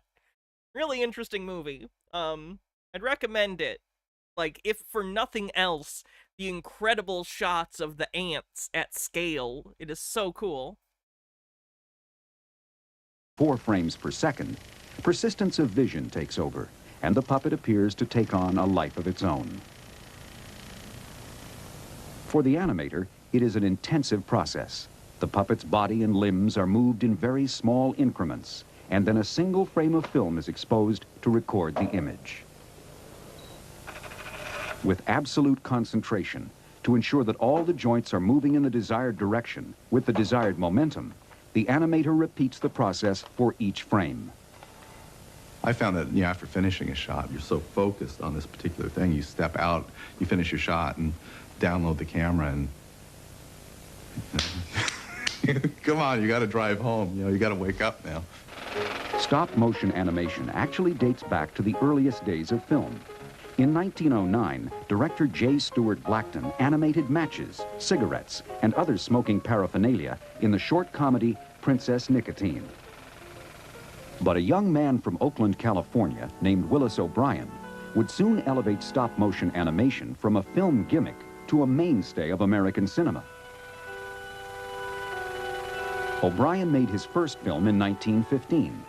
It took him 2 months to complete the 5-minute melodrama, The Dinosaur and the Missing Link. O'Brien would later refer to this ape man as King Kong's ancestor. He was one of the pioneers of stop motion. He was the first one to really apply it to something spectacular. O'Brien's first full-length feature, The Lost World, was indeed spectacular. The amazing sight of realistically moving dinosaurs astounded audiences and made it 1925's box office phenomenon. Inside each dinosaur puppet was a steel skeletal armature consisting of about 100 joints. O'Brien designed the armatures himself and hired a talented young artist named Marcel Delgado to construct the movie's 50 creatures. In some of the scenes, they have a stampede where the jungle's afire and the dinosaurs are fleeing, and he's got most of them in some of those. In 1930, O'Brien began to work on an RKO Pictures film entitled Creation. In a test reel, he debuted the results of a new system for integrating his miniature figures with live-action photography. This rear projection system allowed O'Brien to project previously shot live-action film 1 frame at a time and then rephotograph it off a screen incorporated into the miniature set. Additional background scenery could be painted on 1 or more panes of glass on the camera side of the screen and made to blend in with the rear projected image and foreground miniatures. With minor variations, O'Brien was to use this system for the rest of his career. In 1931, RKO abruptly pulled the plug on Creation, but producer Marion C. Cooper, impressed by the test reel, hired O'Brien to supervise special effects on a movie about a giant ape, tentatively entitled The Eighth Wonder. At first, the idea was to make... Oh! Look at him, he's trying his best. Oh! Sort of a half man and half ape. It came out very badly. A second, more simian version of the leading character was also rejected by Cooper. But the third try, completely devoid of human features, was approved. The creature and the movie also received a new name, King Kong. Original Scream Queen. O'Brien designed Kong's 18-inch tall steel armature. This is the... This still exists. I think a private collector owns this now. Once again, private collectors hoarding things they shouldn't have that should probably be in a museum somewhere. Original, over which Marcel Delgado used flexible rubber, cotton, liquid latex, and rabbit pelts to fashion the great ape. But more than anything else, it was O'Brien's precise and imaginative stop-motion animation that infused Kong with character. Willis O'Brien had been a boxer, among other things, and Kong himself, his fighting is almost human at times. For instance, he goes after his opponent's head. He'd try to get him by the head and stop him from chewing you up. Kong does that. One of O'Brien's greatest strengths was his attention to detail. And you know, where Kong brings the girl into the cave, he's got bubbling water. He's got the wake and the head of the sea creature swimming around in this water. He's got steam rising off of this. You can't imagine the amount of work to go into that scene, and all of it for the sake of making it that much more convincing. It took O'Brien and a small crew over a year to animate King Kong, but his tremendous labor paid off when the movie opened in 1933. Peter Jackson and his special effects team for his remake of King Kong as a special feature on the DVD at the time, I guess, now Blu-ray or 4K. They decided to remake a scene that got cut from the original King Kong, and they found it very difficult. They found it incredibly difficult using the old techniques to try and remake a scene. You can probably find it on YouTube. It's pretty interesting. It's a scene where he, the spider pit scene. Breaking box office records and inspiring a new generation of effects artists.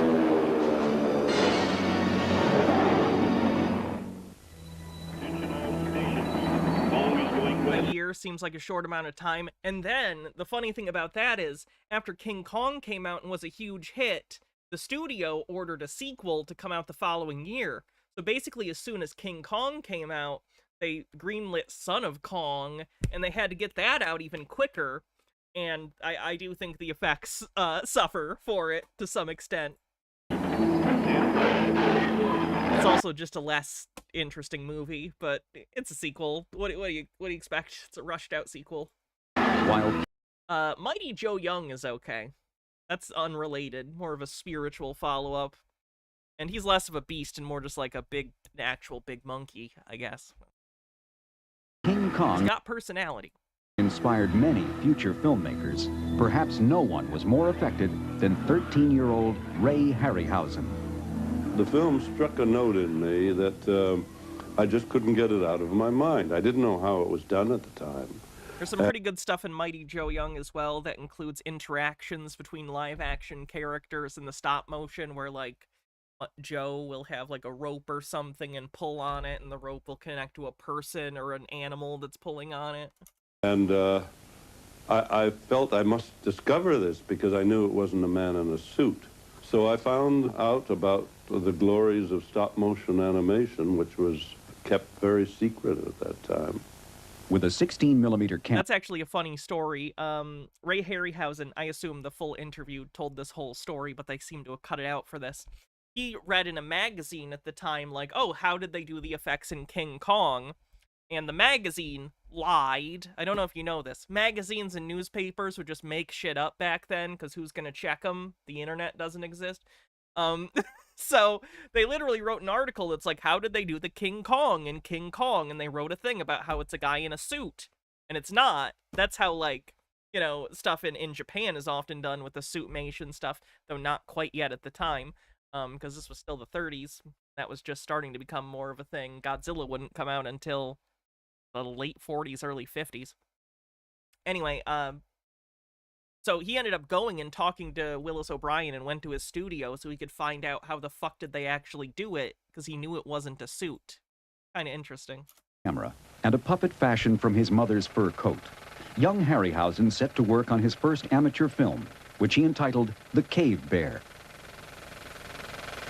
He continued developing his animation skills, producing several short dinosaur films. and soon got the chance to meet his idol, Willis O'Brien. Obie told him to bring his work and come up to our house sometime soon, which he did, and brought his mother and dad and his portable screen and ran a bit of the film. I just patted him on the back and praised him, and after they left, Obie looked at me sort of strangely, and he said, "You realize you're encouraging my competition, don't you?" Harryhausen's first professional job came right after high school, animating characters for George Pal's Puppetoons. Later, he produced his own series of educational short films based on Mother Goose stories. Then, in 1946, he got a call from O'Brien, who was assembling a team for a new Kong-type feature. Of course, that was a big thrill of my life, was to work with them on another gorilla picture. Mighty Joe Young. So I had 2.5 to 3 years with Willis O'Brien working on Mighty Joe Young. Harryhausen designed Mighty Joe's armature. 16 inches tall, it was built with 150 moving parts, machined from aluminum. Compared with the Kong armature, Joe is only 2 inches shorter, but considerably lighter and more dexterous. Working under O'Brien's tutelage, Harryhausen accomplished about 85% of the stop-motion animation in the film. He spent many days at the zoo. Do I like the original or the remake? The original. I guess I don't remember the remake. I know it's a Disney movie, but I don't remember if I've ever seen it. Studying gorilla behavior, determined to give Joe a distinct personality. Detective Hannah today, Freddy Krueger Hannah today. It doesn't help I'm not wearing the fucking hand knives. And you have to do that by putting little nuances, and a lot of that is created on the set. You can plan it in a general sense with storyboards, but all the little details you put in as one pose suggests another pose. And just in the like decade between King Kong and Mighty Joe Young, how much smoother the animation got. So much more expressive too. While never equaling King Kong in popularity, Mighty Joe Young is considered by many to be technically superior. And in 1949, Willis O'Brien's work on the film was recognized with an Academy Award. For Ray Harryhausen, Mighty Joe Young was just the beginning.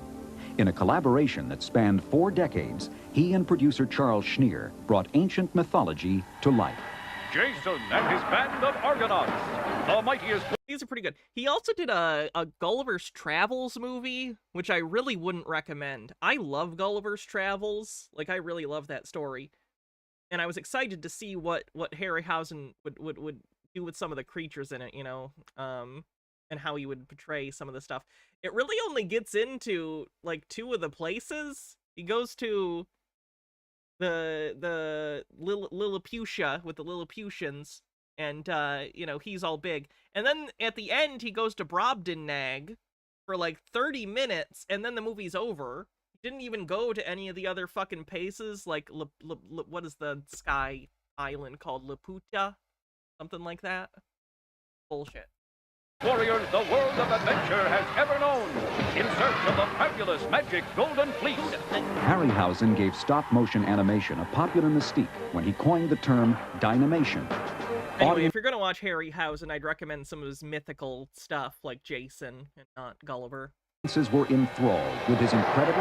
Better than the Jack Black movie. Admittedly, it's a very low bar. I still refuse to watch that Jack Black movie because, again, I really like the original story, and I just can't. It looked bad at the time. It looks bad now. No, thank you. Creatures, unaware of the almost superhuman effort that went into bringing them to life. And he knew how to make a fucking skeleton. For the climax of Jason and the Argonauts, Harryhausen animated... If you've ever seen Spy Kids 2, Island of Lost Dreams, and wondered why the skeletons look so weird, because they're an homage to Harryhausen's stop-motion skeletons. ...did 7 sword-wielding skeletons. Pretty great homage, too. In one of the most complex stop-motion sequences ever. He was able to average only 13 frames a day, taking 4.5 months to complete this scene. One of Harryhausen's favorite characters is Medusa, who appears in Clash of the Titans. For each frame, he had to manipulate... The version starring Ted Danson is the best. I agree. I really like that version. I wish they'd release it on Blu-ray. ...and keep track of the more than I have the DVD. 200 joints in her head and body. Nerdy says, let's not forget that Emily Blunt turned down Black Widow for that movie, and yes, she has repeatedly admitted that was a fucking terrible decision.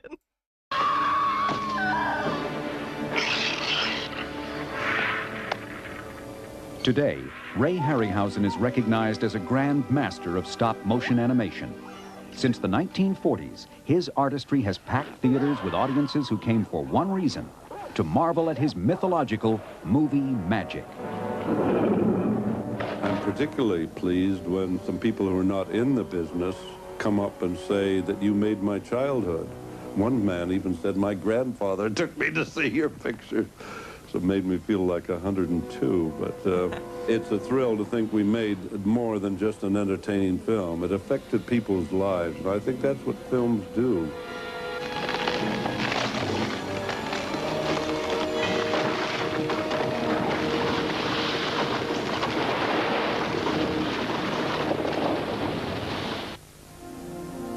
Right now, this character's got to walk into the scene and actually start eating these apples off the tree, and then exit the scene. The basic process of stop-motion animation is still practiced in much the same way as it was in the days of Willis O'Brien and Ray Harryhausen. At Chiodo Brothers Productions in Burbank, Chiodo! Why do they always fucking pronounce the Chiodo Brothers wrong? Kim Blanchett is animating this Megatherium, a prehistoric sloth-like animal for a Or television. am I doing it wrong? I've always heard it Chiodo Brothers. Is it not? Am I the asshole? Commercial. This pointer is actually my... If you're not familiar with the Chiodo Brothers, yes you are. I'm right? Okay, what is it called? Stranger Danger. They did a sea monkeys thing and made little sea monkeys, and then they decided to make a quick buck by selling one of the sea monkey designs to be used as an alien in a little-known VHS, Get Street Smart, A Kid's Guide to Stranger Danger. So the Chiodo Brothers created Corny, which we have watched on the VHS Vault before. If you don't know what I'm talking about, you're better off. my reference point on how much I've moved the puppet. But while traditional stop-motion animation tools like the surface gauge are still used, today's animators have a distinct advantage over their predecessors. In recent years, they can utilize video cameras mounted alongside the film camera, which freeze and store the previously exposed frame. Oh, that's nice, yeah. Okay, I got it.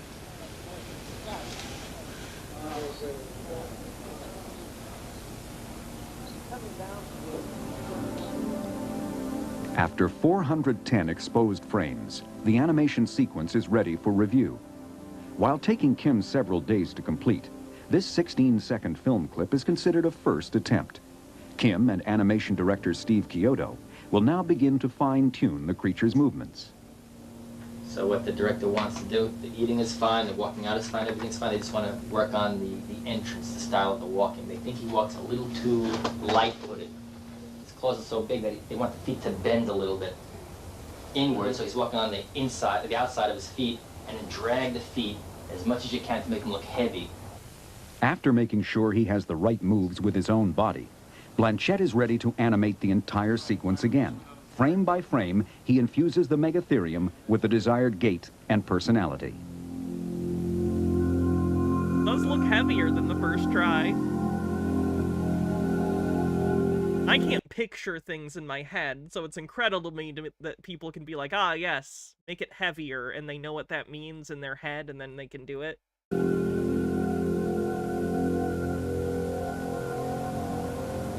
Wikipedia says their name is pronounced Chiodo. I'm the asshole then. At the center of recent technological advances is a leading contemporary stop-motion animator, Phil Tippett. In his Berkeley, California studio, Tippett designs heroes and villains for some of Hollywood's most popular films. My main inspiration came in 1950, what was it, 3 or 4, I think, or 5, when King Kong came on television. And in 58, I saw Harryhausen's Seventh Voyage of Sinbad. I just fell in love with the surreality of the objects moving themselves. I had no idea what generated them, but it was just, you know, kind of a passionate fixation. An original member of George Lucas's Industrial Light and Magic, Tippett, along with ILM colleague John Berg, was put in charge of the stop-motion animation department for The Empire Strikes Back. Their first challenge was to design and animate the giant Imperial walkers. The story called for the walkers to march across a snowy plain. The snow was simulated on the miniature set by baking soda. That could be a big problem, particularly if you had a cold and were sneezing, because it had a tendency to, you know, blow your set away, or if you made the wrong kind of move, or if you forgot what you were doing and put your elbow down, your elbow would disturb the set. We had made like little trap doors that we could crawl into the set and open up the trap doors that had perfect feathered edges on them. We'd get up and animate the puppets and close the, you know, trap doors back down. And they'd take a frame of film and open up the trap doors and animate the puppets. The imposing walkers were animated in extremely minute increments in order to give them a slow, lumbering gait. At the opposite end of the movement spectrum were the fleet-footed snow beasts called tauntauns. And we shot a great deal of reference footage of horses, you know, looking at the characteristics. What I'll tend to do on any given character is begin to build up a book of notes that can be pretty extensive. And then once it comes down to initiating the performance or actually doing the animation, take that book and drop it in the trash and then just get on with the business of animating the thing.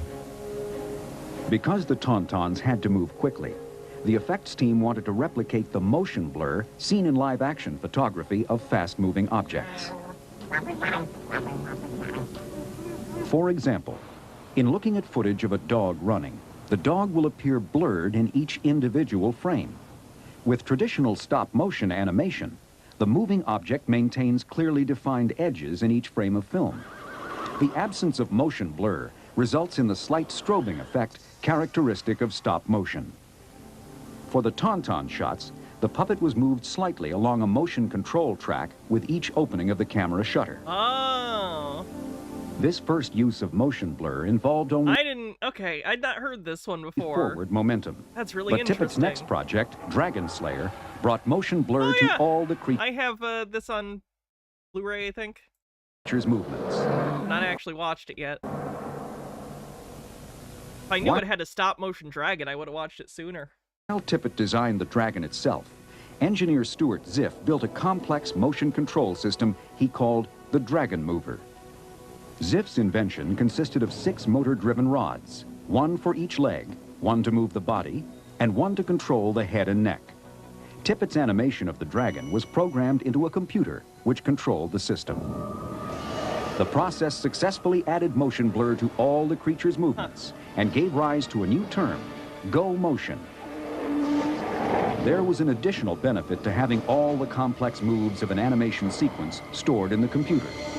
The development of this go motion process, and that began on Empire, really allowed us to start thinking about refining the performance. You wouldn't really bother ever shooting a final shot until you had the entire performance worked out. The result was the most horrifyingly believable dragon ever to strafe the screen.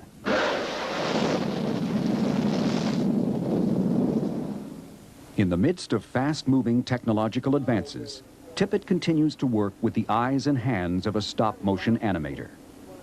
As dinosaur supervisor on Jurassic Park, he transmitted his stop-motion skills into the computer, providing the animation for many key scenes, which were then rendered as computer-generated imagery. That's interesting. Ultimately, no matter what tool you're I using, didn't whether know about that either. it's stop motion, go motion, computer graphics, you're learning how to work with the limitations of the tools that you have. You have a mental image in your mind of what the thing should be moving like, and you're constantly moving. No, it shouldn't be like that. It should be like this. And just trying to, keep all this stuff moving towards what you see in your mind's eye. As they continue to create movie magic one step at a time, Phil Tippett and a handful of other effects artists are carrying on the legacy of the pioneers of stop-motion animation. Willis O'Brien started it, and I tried to follow with the concept that we're using stop-motion photography for our leading characters. Now, when you think of King Kong, a mass of metal with rabbit fur and sponge rubber on it, not a real person. His name is up there in lights with Greta Garbo, Clark Gable. He's part of Hollywood legend. Ladies and gentlemen, look at Kong, the eighth wonder of the world. That was great. Thank you everyone for hanging out today and watching just fun behind the scenes stuff with me. I had a lot of fun. It led to this great meme. Oh, Dinosaur Supervisor Phil Tippett. I've seen this before. Phil, this wasn't fucking amateur hour. People died because of your lack of supervision. There were raptors all up in the kitchen, Phil, in the goddamn kitchen. You had one job, Phil, one job. Damn it, Phil, this is why we can't have nice things, Phil. Dinosaurs, Phil, that's why. Phil, how could you do this to us? To be fair, there were a lot of dinosaurs. It was a large job. Alright, well thank you everyone for hanging out. Let's see who we're gonna rate on Twitch. I will be back tomorrow, like I said. We'll be doing some kind of regular stream. Not sure exactly what we'll be doing, but it'll be good. And then we're gonna do a patron and YouTube member only stream after that. So, cool beans. No problem, everyone. I hope y'all have a great night too. Or we gonna rate His number one message. What's Forgotten VCR doing? That seems an appropriate thing to raid. Forgotten VCR. Alright. Have a great night, everyone! I'll see you tomorrow or whenever you can catch a stream next. If you liked what you saw and you haven't seen before, make sure you give me a follow or a subscription on YouTube, because we do stuff most days. Alright. Adios, everyone. I will, see you later. Bye. Doon doo doon doon doon doo doo doon doo doo doon.